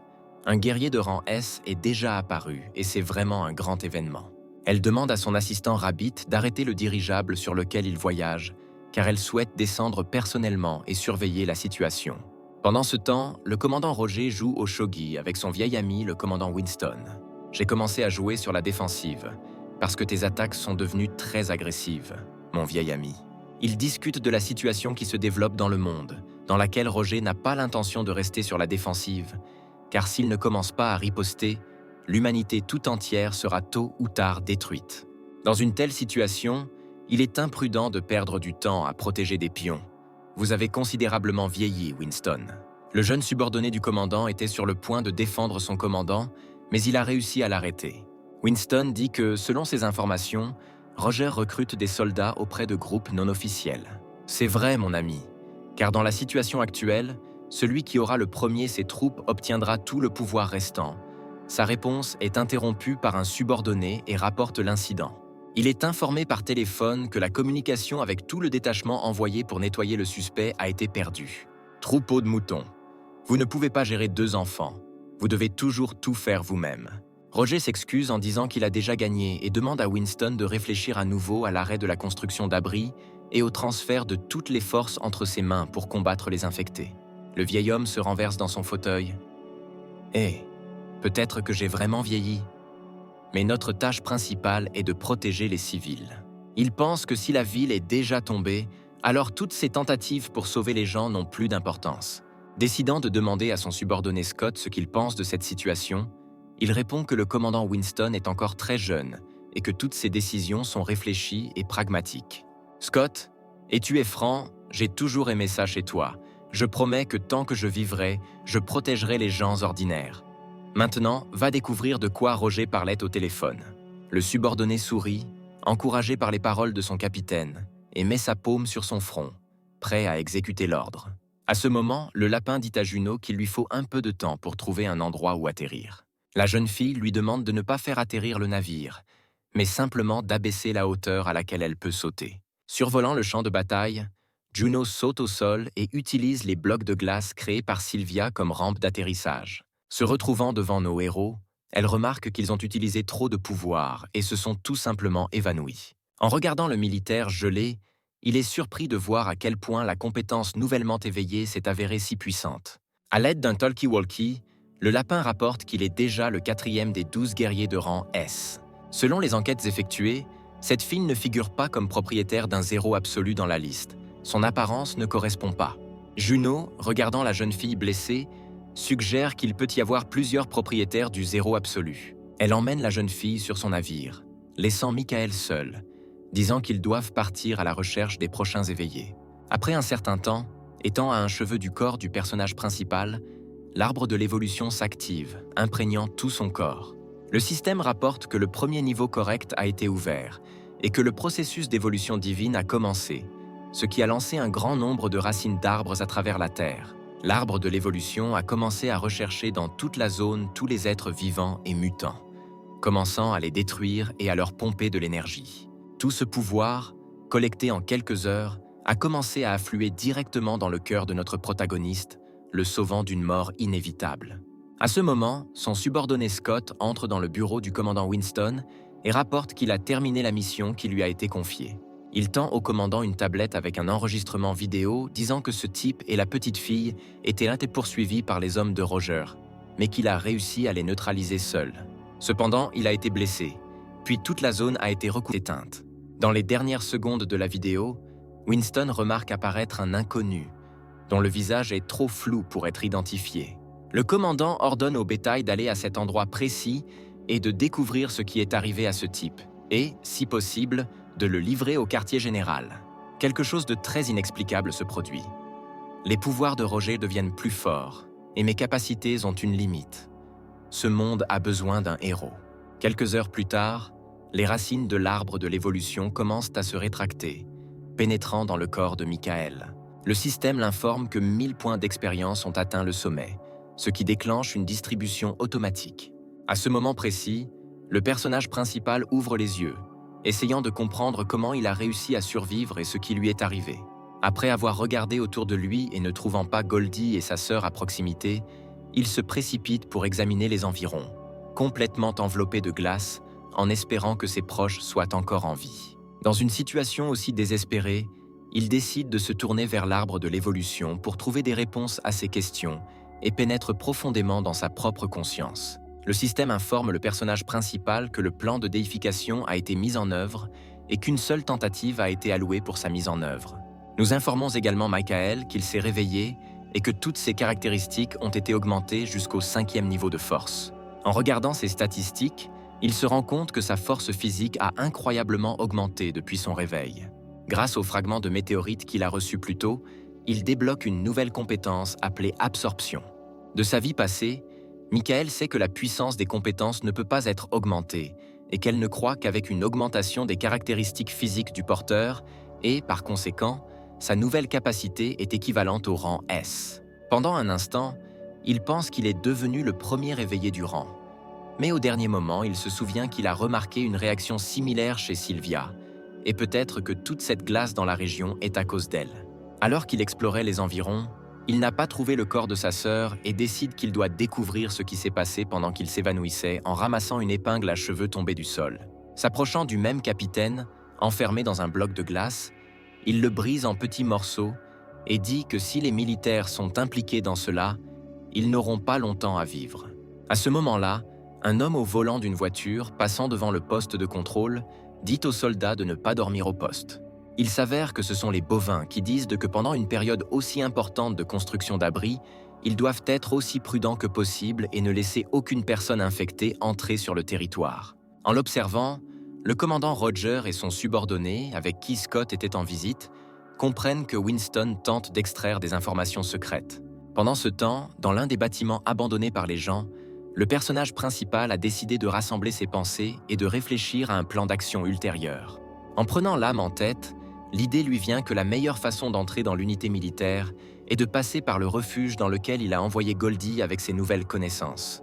Le matin venu, il part, tenant dans ses mains une photo de sa sœur cadette et promet de la sauver. Parti et se dirigeant vers le refuge, il s'occupe facilement des infectés ordinaires grâce à ses nouvelles capacités physiques. J'essaie d'utiliser ma nouvelle compétence d'absorption récemment acquise. Le système lui dit qu'il est impossible de l'utiliser sur des adversaires ordinaires.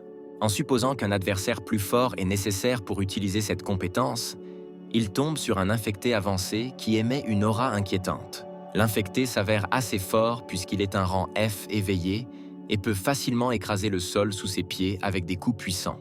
Analysant son adversaire, Michael théorise que sa force et sa couleur de peau font de lui le propriétaire d'une compétence de rage très courante que beaucoup avaient dans sa vie passée. Esquivant ses attaques, il parvient à saisir le zombie et assomme le zombie d'un puissant coup des 2 jambes. Alors que son adversaire est inconscient, il parvient à utiliser sa capacité d'absorption et parvient cette fois à l'activer. Avant cela, je ne l'utilisais que sur des zombies éveillés. Je me demande ce qui va se passer maintenant. En absorbant l'énergie du corps d'un ennemi vaincu, de puissantes vagues d'énergie multicolores commencent à planer et le système informe que l'absorption est terminée et qu'une décomposition s'est produite. Au même moment, Michael remarque une nouvelle compétence de rage à l'intérieur du système, dont l'échelle est remplie à 1%.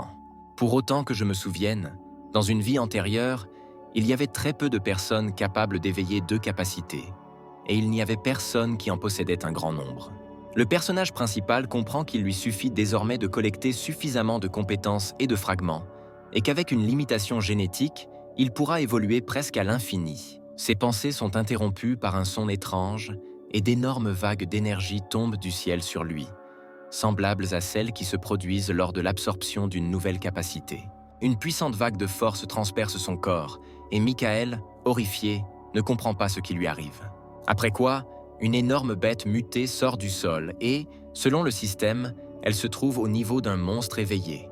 La perspicacité de Michael lui dit que quelqu'un de beaucoup plus puissant s'approche ici. Au même instant, une puissante explosion se produit juste devant lui avec des coups de tonnerre, illuminant tout dans un rayon de plusieurs centaines de mètres. Une fois la fumée dissipée, il voit devant lui son familier Goldie, qui s'avère vivant. Le personnage principal est très heureux du retour de son animal de compagnie, mais comprend que ce n'est pas le moment de devenir mou et qu'il doit affronter ce monstre. Un ami fidèle l'arrête et demande au propriétaire de lui donner la possibilité de s'occuper seul de lui, ce à quoi Michael donne son accord. Ayant reçu l'approbation de son propriétaire, la bête se lance dans la bataille avec un ennemi qui, en apparence, la surpasse en force. Goldie commence à délivrer des coups écrasants avec ses griffes, faisant comprendre à Michael que lui aussi a beaucoup évolué pendant son absence. Après quelques minutes de combat, Goldie décide de lancer une attaque puissante et écrasante, et tout son corps est recouvert d'un bouclier de flammes brillant. Ayant réussi à capturer son adversaire, il commence à concentrer une énorme quantité d'énergie dans sa bouche. Et littéralement, un instant plus tard, une puissante explosion se produit et il ne reste aucune trace du monstre réveillé. Tu es un bon garçon. Félicitations pour ton évolution. Mais avec de telles dimensions, il te sera difficile de bouger, et il vaudrait mieux rétrécir à ta taille précédente. Obéissant aux ordres de son maître en or, il retrouve sa forme originelle, se transformant en un petit chiot inoffensif. En réfléchissant à l'endroit où aller ensuite, le personnage principal, utilisant ses capacités de détection, scanne toute la zone, détectant un grand nombre de signes de vie à proximité et décide de s'y rendre. Madame Juno, sur les listes. L'homme ordonne à Juno de livrer immédiatement la jeune fille au quartier général, après quoi le lapin retourne à la base. En ce moment même, une poignée de survivants armés de mitrailleuses tentent de repousser la vague de contaminés. Parmi eux se trouvent Scott et le commandant adjoint Roger, qui ne comprend pas comment son collègue s'est retrouvé ici. « Je suis parti en mission, mais le commandant Roger a fait quelque chose à ma voiture. Je suis coincé ici. Comment es-tu arrivé ici ?» Le subordonné de Roger dit qu'il a accompagné les scientifiques jusqu'à l'abri, mais que la foudre a soudainement frappé leur voiture et l'a mise hors service. Il ajoute également que les personnes derrière lui sont extrêmement importantes pour le sort futur de l'humanité et qu'elles doivent être sauvées à tout prix. Scott explique qu'ils ne pourront pas les retenir indéfiniment et qu'ils doivent élaborer un plan d'évacuation. Au même instant, leur conversation est interrompue par un mur effondré, à travers lequel passe un zombie de taille colossale, auquel ils ne peuvent pas faire face. Le subordonné de Roger se précipite à l'attaque, ordonnant à tout le monde de protéger les scientifiques pendant qu'il distrait les zombies pour lui. Scott ordonne à tout le monde de battre en retraite et de réduire la formation de combat pour économiser les munitions, car la tâche prioritaire est désormais de protéger les scientifiques. À ce moment-là, le subordonné du commandant Roger commence à lutter contre l'avancée ordinaire infectée à main nue. Il continue de repousser les zombies qui l'attaquent, ordonnant à tout le monde de se retirer et d'emmener les scientifiques dans un endroit sûr. Scott, se rendant compte qu'il se trouve dans une situation désespérée, ordonne à chacun de suivre ses instructions et de quitter le champ de bataille le plus rapidement possible. Avant qu'il ait pu terminer sa phrase, un objet ressemblant à un corps humain passe devant son visage à très grande vitesse et s'écrase contre le mur. En regardant, le personnage principal répond que c'est lui, indigné de la façon dont le militaire connaît son nom. Scott comprend que le but de sa tâche est devant lui et veut demander une certaine faveur au protagoniste. Mais il est interrompu. « Répondez d'abord à ma question, votre commandant Roger, d'accord ?» Le militaire abasourdi, ne comprenant pas ce qui se passe, répond la vérité et dit que son commandant est M. Winston. Il explique également que, ainsi que les dirigeants, sont conscients de sa situation et du conflit avec le commandant Roger, et qu'ils ne savent pas qui il est, ni pourquoi il est ici. En se souvenant de ma vie passée, Michael se souvient qu'après l'apocalypse, toute l'humanité est tombée dans la folie et qu'un seul général âgé s'est levé pour le protéger jusqu'au bout. Lorsque le commandant a découvert ce que vous aviez vécu, il a voulu vous rencontrer en personne. J'espère que vous retournerez au refuge avec nous. À ce moment, leur conversation est interrompue par une puissante explosion et un mutant apparaît parmi la foule des infectés, dont les mains sont couvertes d'éclairs. Michael demande à ses nouvelles connaissances de protéger les scientifiques et les camarades blessés pendant qu'il s'occupe lui-même de l'ennemi. Goldie, tu dois aussi faire attention à eux au cas où, mais ne te transforme pas inutilement, sinon ils ne te laisseront pas entrer dans le refuge. En regardant la foule d'adversaires, le héros principal comprend que seul celui avec la foudre est réveillé, et que tous les autres sont de bas rang, et qu'il n'est pas nécessaire d'utiliser cette compétence. Sans avoir le temps de réfléchir à un plan d'attaque, une foule de pions se jette immédiatement sur lui, et il semble à Michael qu'un zombie avancé est capable de contrôler les faibles. Il les utilise comme distraction, et pendant que le protagoniste est distrait, il essaie de l'attaquer avec des éclairs. Le personnage principal est surpris que les zombies aient déjà évolué au point où ils ont commencé à développer leur intelligence, et, apparemment, les événements évoluent beaucoup plus rapidement que dans son passé. À ce moment-là, le subordonné blessé du commandant Roger dit que ce mutant avancé est celui qui a heurté leur voiture avec un coup de tonnerre et les a mis hors de combat. Pendant la bataille, l'une des décharges électriques frappe le toit au-dessus de nos héros, brisant les supports, et un grand nombre de fragments commencent à tomber au sol. Des éclats de toit et de métal tombant au sol soulèvent une énorme colonne de poussière, dont les contours peuvent être vus alors que Goldie prend sa vraie forme. Une fois la fumée et la poussière dissipées, tous les survivants sont indemnes, ne comprenant pas comment ils ont réussi à éviter les dégâts. La jeune scientifique dit que cela lui a semblé avoir vu un énorme chien avec des ailes qui les a sauvés en regardant le petit chiot. L'esprit de Goldie se souvient du fait qu'on lui a ordonné de ne pas prendre sa vraie forme. Sinon, il ne serait pas autorisé à entrer dans le refuge et il était paralysé par la peur. Le petit chiot commence à se rouler sur le sol, se faisant passer pour une créature inoffensive et faible pour ne pas éveiller de soupçons inutiles. Pendant ce temps, un autre gros zombie colossal intervient dans la bataille entre Michael et le mutant avancé. En le regardant une seconde, le personnage principal pense que son adversaire a la capacité de contrôler les individus éveillés. Il l'attaque immédiatement, décidant qu'il doit se débarrasser d'un ennemi le plus rapidement possible, car ensemble, ils deviendront beaucoup plus dangereux. Les survivants qui regardent la bataille aux côtés des scientifiques ne peuvent pas croire qu'une personne ordinaire soit capable à elle seule de repousser des adversaires aussi redoutables.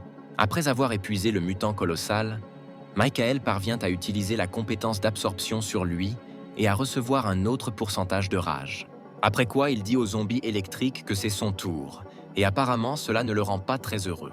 En fin de compte, ayant trouvé un moment opportun, le personnage principal parvient à se rapprocher de l'ennemi et à utiliser ses capacités sur lui. L'ennemi est vaincu, et l'arbre d'évolution rapporte qu'une nouvelle compétence de foudre a été débloquée et que 1% de ces compétences ont été obtenues. Une poignée de survivants se réjouissent de la victoire du protagoniste, tandis que les scientifiques, quant à eux, discutent des cristaux restés dans les corps des mutants vaincus. Le professeur à lunettes, regardant l'artefact, dit que cela confirme les résultats de ses recherches, et depuis hier, ces cristaux apparaissent sur les corps des morts.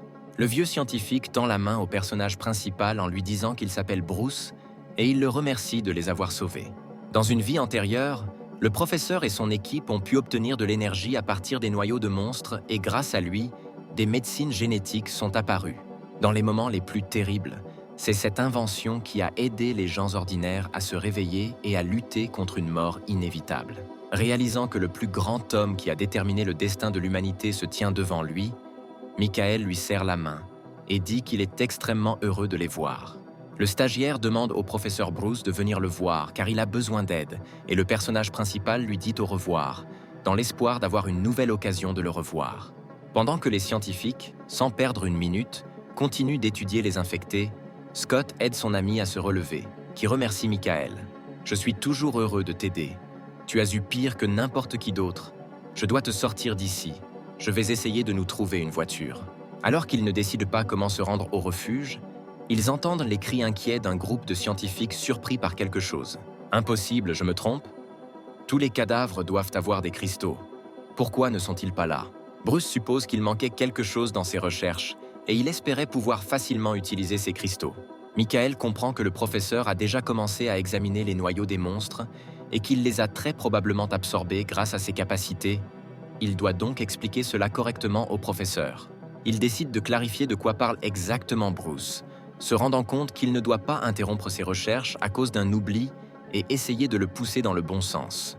Le professeur lui tend un cristal vert, lui disant qu'il doit comprendre d'où viennent ces choses et comment elles peuvent être utilisées dans la lutte contre les infectés.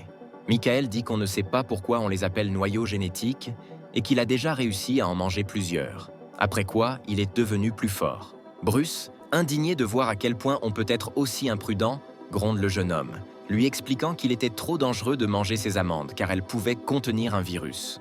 Après quoi, il poursuit ses réflexions sur le fait que cela a en tout cas aidé le personnage principal à devenir beaucoup plus fort et qu'il peut très probablement être utilisé d'une manière ou d'une autre.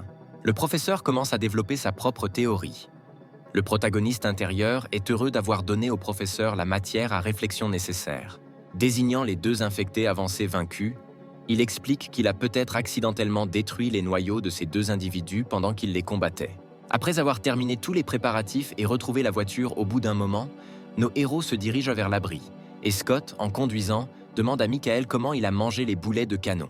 Le personnage principal dit que les noyaux de zombies qu'il a mangés étaient les premiers éveillés et qu'il avait juste de la chance, et qu'il serait trop dangereux pour les gens ordinaires de les manger. Michael comprend parfaitement le désir du militaire de devenir le plus fort possible, mais le met en garde contre les actions irréfléchies. Scott dit que le capitaine Roger rassemble secrètement des soldats éveillés, tandis que Winston passe son temps à construire un abri et qu'il veut protéger son commandant. Ne vous inquiétez pas pour votre capitaine, il ne perdra jamais contre Roger et j'en suis sûr à 100%. Au bout d'un moment, nos héros atteignent les murs de la base où la construction d'un abri bat son plein. En regardant comment se déroulent les travaux préparatoires, Scott explique au personnage principal que ceux qui ont été éveillés avec des capacités de combat sont allés dans les troupes de Roger et que les autres aident Winston dans la construction. En sortant de la voiture, Michael remarque une fille aux cheveux roux qui roule vers lui à grande vitesse et lui demande de s'écarter. Perdant le contrôle, la jeune fille tombe du scooter et le héros principal parvient à la rattraper dans ses bras.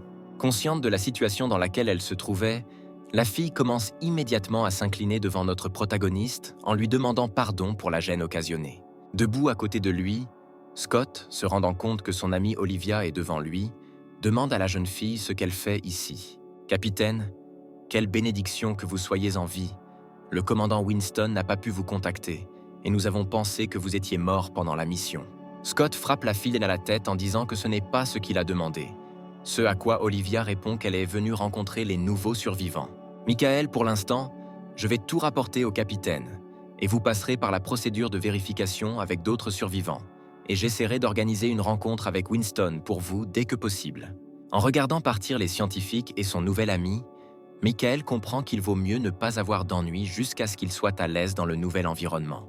Pendant ce temps, Olivia demande à tous les survivants de faire la queue pour des tests supplémentaires afin de voir quelle personne pourrait être infectée.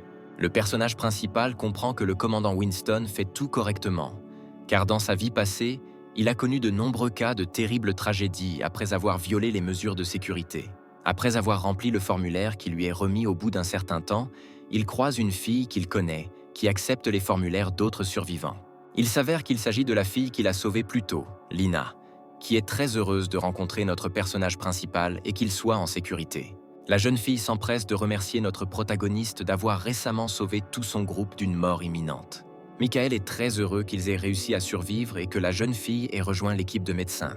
Lina rapporte que la capitaine de leur équipe, Megan, occupe un poste beaucoup plus élevé et qu'elle a récemment eu des problèmes. À ce moment, ils sont interrompus par les cris d'une foule mécontente de survivants qui demandent aux deux tours. La fille dit qu'elle doit travailler et Michael demande finalement à Lina de s'occuper de son chiot. La jeune fille est très heureuse de rencontrer le petit chiot, réalisant que c'est le même familier qui les a aidés à se rendre au refuge.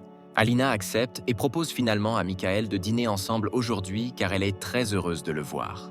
Après un certain temps, le personnage principal finit par passer des tests et l'infirmière lui demande de se rendre dans la salle d'attente où il sera informé des résultats des tests. Après un certain temps, un homme à l'air menaçant entre dans la pièce où se rassemblent tous les survivants et demande le nom d'un homme. De la foule, la voix d'un homme est immédiatement saisie par deux militaires qui disent qu'il est infecté et qu'il doit être immédiatement mis en quarantaine.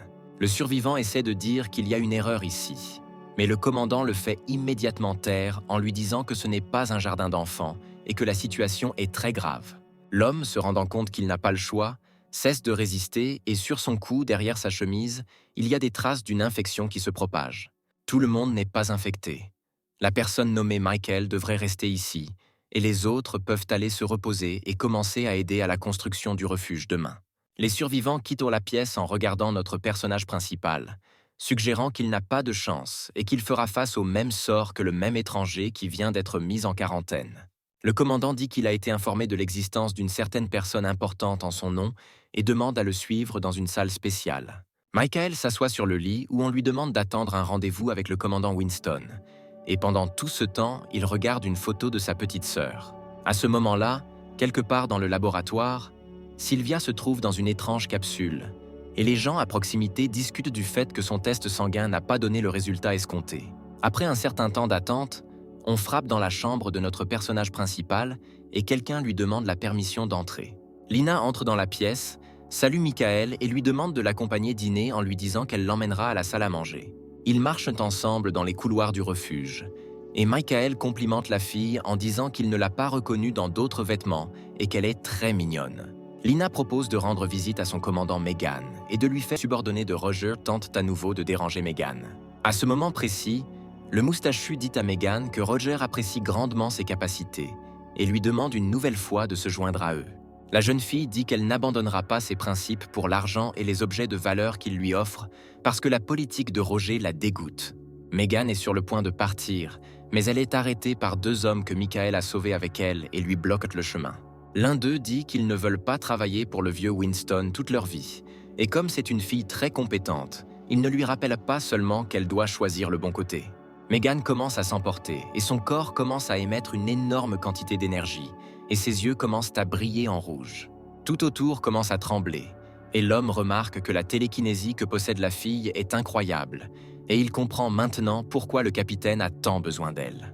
Après quoi, il dit que non seulement elle a éveillé des pouvoirs en elle-même et qu'ils ont tous deux des capacités de rang F, l'élément feu et la transformation du métal. L'homme lance une boule de feu sur la jeune fille et lui dit qu'aujourd'hui, elle les accompagnera quel qu'en soit le prix. Michael, qui est apparu à ce moment précis, parvient à repousser l'attaque à main nue, reflétant la boule de feu volante.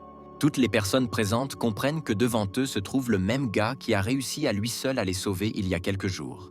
Au même moment à ce jeune garçon, se préparant à se refléter dans ces 2 personnes éveillées, Michael se demande s'il est possible d'utiliser l'absorption sur les gens. Mais au dernier moment, il s'arrête, réalisant que cela pourrait conduire à leur mort et attirer une attention inutile. Déjà familier avec un grand nombre de compétences éveillées d'une vie antérieure, il comprend que la moitié de sa force sera suffisante contre la transformation du métal. Après avoir frappé d'un seul coup l'un des éveillés, il demande à son ami pourquoi exactement ils se sont rangés aux côtés de Roger. N'ayant pas reçu de réponse constructive à sa question, mais écoutant seulement les demandes de grâce, il assomme le 2e attaquant d'un seul coup. Meghan, debout derrière lui, est surprise de voir comment le gars a réussi à vaincre 2 éveillés en seulement 2 coups. Se dirigeant vers l'homme moustachu, il tente d'intimider Michael en lui disant de ne pas s'approcher de lui car il relève directement de Roger. Sans écouter ses cris hystériques, le personnage principal l'attrape par la tête et le soulève à bout de bras, le forçant au silence. Meghan essaie d'empêcher le personnage principal, le porcelet, de laisser partir l'homme moustachu, car s'il meurt, ils auront tous les 2 de gros problèmes. À ce moment précis, des fantassins armés montent les escaliers jusqu'au 3e étage, demandant à tout le monde de se calmer immédiatement. Des soldats entourent Meghan et notre protagoniste, et leur commandant ordonne aux émeutiers de se rendre immédiatement. Michael commence déjà à accumuler de l'énergie dans sa main et est sur le point de combattre les militaires, leur demandant s'ils sont trop maigres pour lever la main contre lui. « Comment oses-tu nous menacer? Nous faisons la loi ici. Si tu ne respectes pas les instructions des autorités, on t'a fait sortir du refuge. » Meghan parvient à arrêter le personnage principal en lui demandant de se calmer. Sinon, ils souffriront énormément avec le commandant Winston. Nos héros sont menottés et emmenés dans une autre pièce tandis que l'homme moustachu continue de se comporter de manière provocante, les méprisant. « Meghan, j'ai une demande. Dès que tu seras libre, découvre une fille nommée Sylvia. C'est ma sœur, que j'ai perdue à cause du commandant Roger, et maintenant je ne sais plus où elle est. Alors si vous le pouvez, essayez de le découvrir. » Pendant que nos héros sont emmenés ailleurs, une foule de survivants ordinaires discute de la bataille des éveillés, ne comprenant pas comment un seul homme pourrait vaincre 2 des subordonnés de Roger. Debout à proximité, Lina et Goldie s'inquiètent pour notre personnage principal, espérant que tout ira bien pour eux. En se déplaçant dans les couloirs, l'homme moustachu s'arrête à côté de la cellule disciplinaire, disant que la fille doit être emmenée chez le commandant et que le gars doit être laissé ici. Michael obéit complètement aux ordres de ses commandants obstinés, craignant pour la sécurité de Meghan, et est envoyé plus profondément dans la cellule disciplinaire. Une fois en bas, il aperçoit devant lui un grand nombre d'hommes musclés, créant une apparence terrifiante. L'homme moustachu ordonne à tout le monde de faire comprendre à ce garçon arrogant pourquoi vous ne pouvez pas vous opposer à lui, et même s'il meurt ici, personne ne se souviendra de lui. Michael brise facilement les menottes, réalisant que Meghan n'est plus là et qu'il n'a pas à se retenir. Avec une incroyable facilité, à l'aide de coups ordinaires, il affronte une dizaine de combattants entraînés. Vous comprenez que la situation ne va pas bien? Le capitaine moustachu, craignant pour sa sécurité, tente une nouvelle fois de menacer le personnage principal et lui demande de ne pas trop s'approcher. Son comportement dégoûtant et ignoble commence à franchir toutes les frontières, et il tient dans ses mains un tube à essai avec un virus du laboratoire, disant que si quelque chose lui arrive, ses subordonnés empoisonneront la jeune fille Lina. À ce moment précis, Leur conversation est interrompue par Scott, qui, accompagné d'autres militaires armés, descend en cellule disciplinaire pour demander des explications à son collègue. L'homme moustachu montre les combattants vaincus et dit que ce jeune homme a blessé 6 officiers et qu'il devrait être puni. Scott attrape la main de l'homme, lui demandant ce que fait le tube à essai contenant le virus dans ses mains et où il l'a obtenu. Il ordonne que l'homme soit immédiatement livré au capitaine Winston, disant que désormais personne ne le sauvera. Un châtiment cruel l'attend. Michael remercie Scott de l'avoir sauvé et veut lui demander quelque chose. Mais il l'interrompt en lui disant qu'ils doivent d'abord quitter cette pièce qui sent le sang. Après un certain temps, ils montent tous les deux dans l'ascenseur et lorsque Michael demande où ils vont, ils répondent qu'il découvrira bientôt tout lui-même. En montant au dernier étage et en ouvrant la porte, Michael aperçoit devant lui le commandant Winston, qui le salue et lui demande de s'asseoir sur un siège vide. Le personnage principal est très surpris par la rencontre tant attendue avec le commandant, car dans sa vie antérieure, il n'a vu que sa statue et peut désormais lui parler comme une personne ordinaire. « Cher Michael, je vais vous le dire clairement. Je pense que je suppose que vous êtes arrivé au refuge. Le commandant Roger a envoyé un détachement pour vous tuer, vous et votre sœur. Et après la bataille, votre sœur a disparu. » Le personnage principal est assez surpris par la prise de conscience du vieil homme Winston et demande comment il en a eu connaissance. Et après quelques secondes, il ajoute à sa réponse que puisqu'il connaît les raisons de sa comparution ici, il doit deviner que son objectif principal est de se venger. Quand l'apocalypse a commencé, Roger et moi étions militaires, mais il ne se souciait que du pouvoir et de la richesse, pas des autres. Je connais tous ses plans et qu'il veut s'emparer du refuge. En écoutant le discours du commandant Winston, Michael décide de demander directement s'il est prêt pour une confrontation ouverte avec Roger. « Exactement, mais nous ne sommes pas dans une bonne position, et nous avons besoin de votre aide car je sais que vous êtes incroyablement fort. » Le commandant Winston dit que Roger contrôle environ la moitié de l'armée entière et recrute secrètement des guerriers éveillés dans ses rangs. À en juger par mes données, il en a déjà une centaine d'éveillés, et nous n'en avons que 20 et nos forces varient trop. Michael dit qu'ils ont encore une chance car le laboratoire du Dr Bruce est sous leur contrôle. Le commandant Winston dit que Roger s'intéresse à certaines parties du refuge qui développent diverses armes. Le personnage principal explique que le commandant aurait probablement dû signaler que les gens ordinaires peuvent également s'éveiller. Winston dit qu'il a reçu de telles informations et qu'il n'arrive toujours pas à croire que cela soit possible. Michael dissipe ses doutes en ajoutant à sa réponse que les gens peuvent se procurer les armes d'origine. À l'intérieur du corps des zombies se trouve un matériau spécial appelé noyau génétique. Et, avec leur aide, vous pouvez obtenir des armes très puissantes. Le commandant Winston saute immédiatement de son siège, claquant ses mains sur la table, disant que le jeune homme lui ment simplement maintenant et n'arrive pas à y croire. Le personnage principal comprend parfaitement le commandant ainsi que sa méfiance, et demande à quelques instructions et remet la feuille au commandant en disant que les idées de base pour créer des armes sources sont décrites ici. Il dit également que si cette information tombe entre les mains du professeur Bruce, il en sera absolument ravi. Winston comprend que devant lui se trouve un jeune homme difficile qui était étudiant à l'université. Après tout, même pas une semaine ne s'était écoulée depuis l'apocalypse, et il en sait beaucoup. Le personnage principal est très heureux que le vieil homme ne lui demande pas comment il connaît toutes ces informations et lui permet de garder le secret. Après quoi, il remet au capitaine une photo de sa sœur, disant que, selon son hypothèse, Roger est lié à son enlèvement et demande à le vérifier. Après avoir regardé la photo, Winston dit que, apparemment, tout n'est pas si simple avec sa sœur et lui tend une tablette avec des séquences vidéo de caméras de vidéosurveillance. Au début, je soupçonnais aussi le commandant Roger, mais au bout d'un moment, j'ai réalisé que ce n'était pas sa faute. Le commandant suppose que sa sœur a été kidnappée par une organisation inconnue et Michael se rend compte que dans sa vie passée, il n'y avait pas d'autre refuge ni d'organisation secrète. Le personnage principal se souvient que lorsqu'il était inconscient, il ne sentait pas la présence de quelqu'un d'autre. Mais qui dans ce cas était cette femme? Et pourquoi avait-elle besoin d'enlever Sylvia? Je remarque l'inquiétude du personnage principal. Winston essaie de lui remonter le moral en lui disant que tout ira bien pour sa sœur, que je ne l'aiderai pas forcément.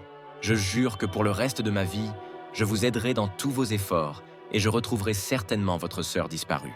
Honnêtement, Michael, j'avais un plan pour vaincre Roger même sans l'arme génétique, et je veux que tu y jettes un œil. Le commandant Winston remet au personnage principal une petite boîte noire à l'intérieur de laquelle se trouve un cube noir. En agitant 2 doigts, le cube commence à se transformer en caillot d'énergie incompréhensible et à recouvrir la main du vieil homme. Quelques instants plus tard, son corps, et notamment son bras gauche, est enveloppé d'une substance noire qui ressemble à une armure. Dans l'histoire de l'humanité, d'innombrables mythes et légendes ont créé de nombreuses rumeurs de la fiction et décident de demander si Winston sait où se trouvent les ruines antiques. Le commandant répond qu'il a été nommé à ce poste il y a plus de 40 ans et que sa principale motivation est de protéger ce secret. Il dit qu'il n'a qu'une seule relique à sa disposition, mais avec leur technologie actuelle, il est difficile de les exploiter sans résoudre les ruines antiques. Michael se souvient que dans sa vie passée, le commandant devait se rendre au 2e étage des ruines antiques pour vaincre Roger. « Jeune homme, j'espère que vous pourrez contribuer à augmenter le taux d'exploitation minière des ruines et à accélérer l'ouverture du 2e étage. Et en récompense, vous pourrez choisir n'importe quelle relique disponible là-bas. » Lutte contre l'apocalypse. Bruce dit qu'il n'aurait jamais pu imaginer que 2 hommes âgés de près de 200 ans seraient aidés par un jeune homme et forcés d'avancer. Winston suggère que l'apparition de Michael dans leur cachette n'est pas qu'une coïncidence et qu'il sera peut-être un nouvel espoir pour eux.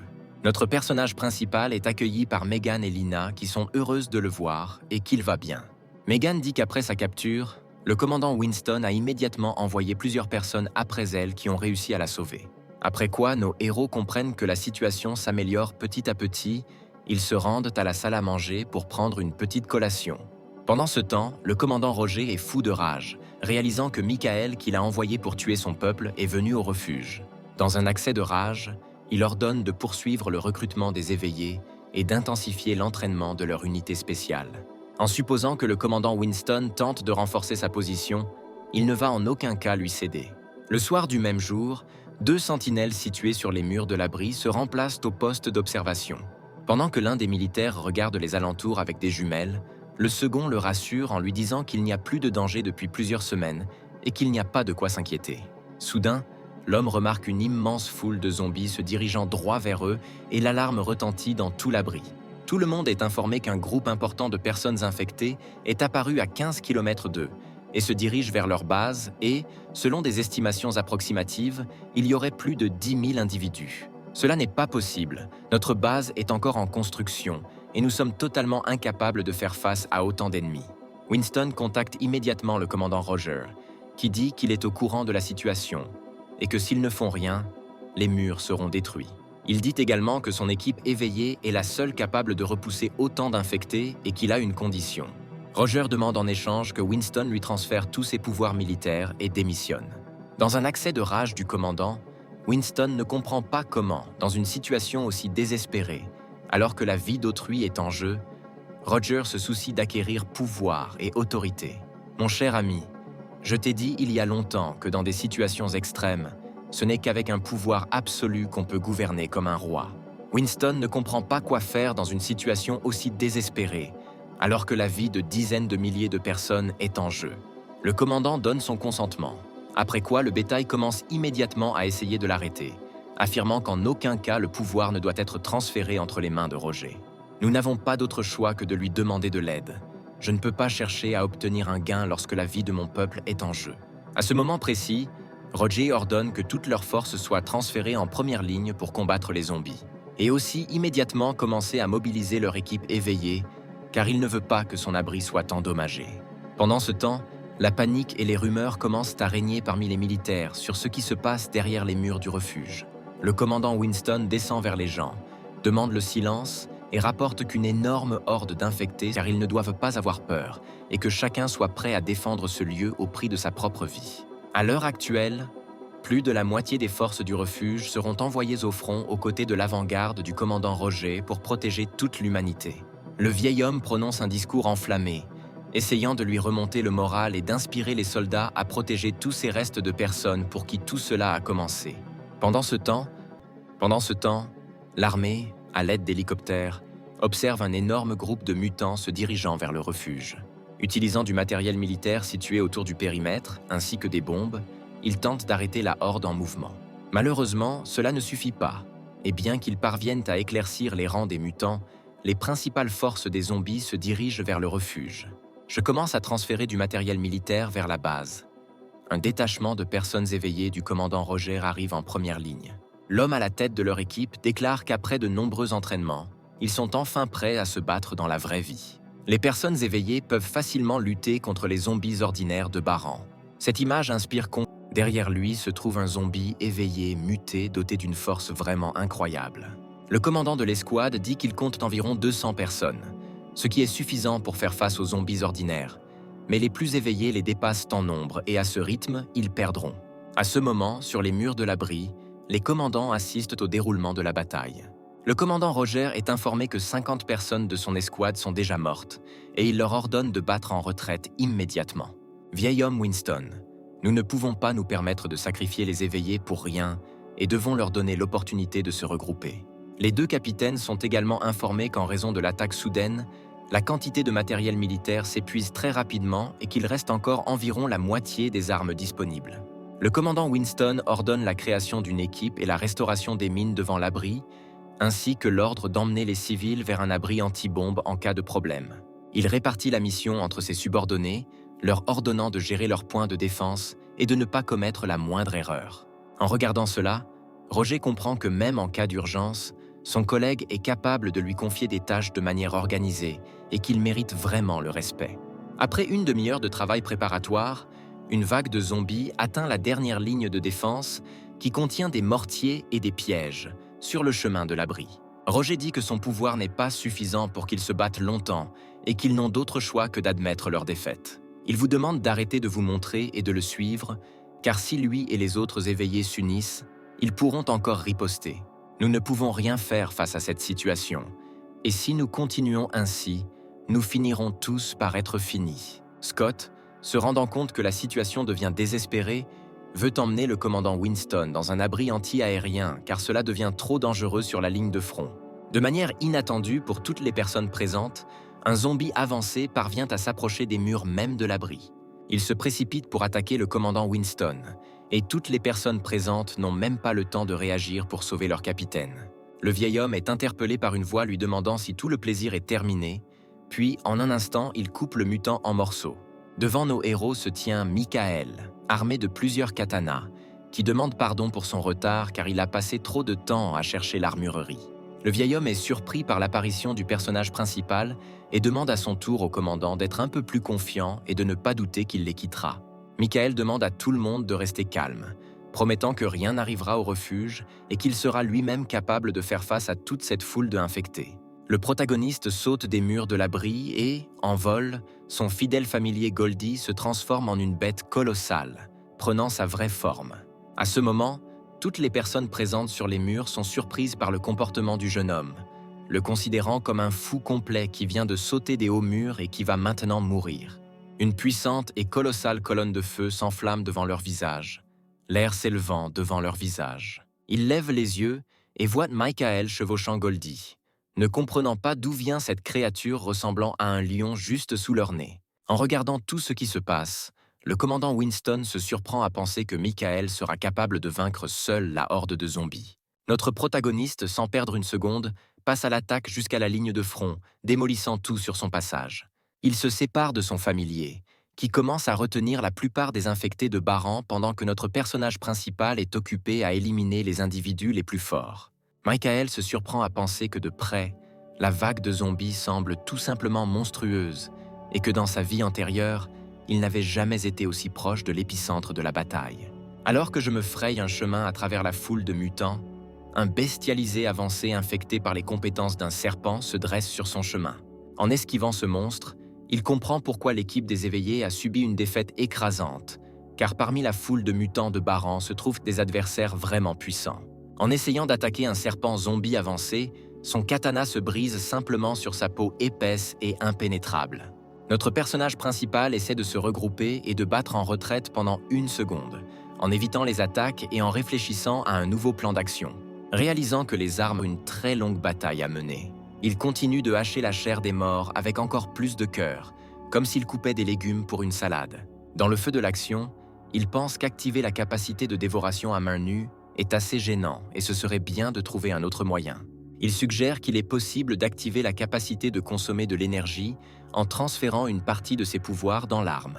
Ses katanas se couvrent d'une lueur violette brillante, et avec leur aide, il commence à se déshabiller des hordes de zombies. Sa théorie s'avère correcte, et cette expérience porte ses fruits, Mais les armes ordinaires ne sont pas capables de résister à toute la force des capacités dévorantes, et les katanas deviennent très vite inutilisables.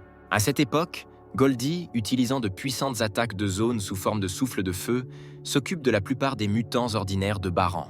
Les capitaines, observant tout ce qui se passe depuis les murs de... Ce jeune homme vient d'arriver au refuge et est immédiatement passé à l'action. Et nous ne pouvons pas rester les bras croisés et regarder tout cela.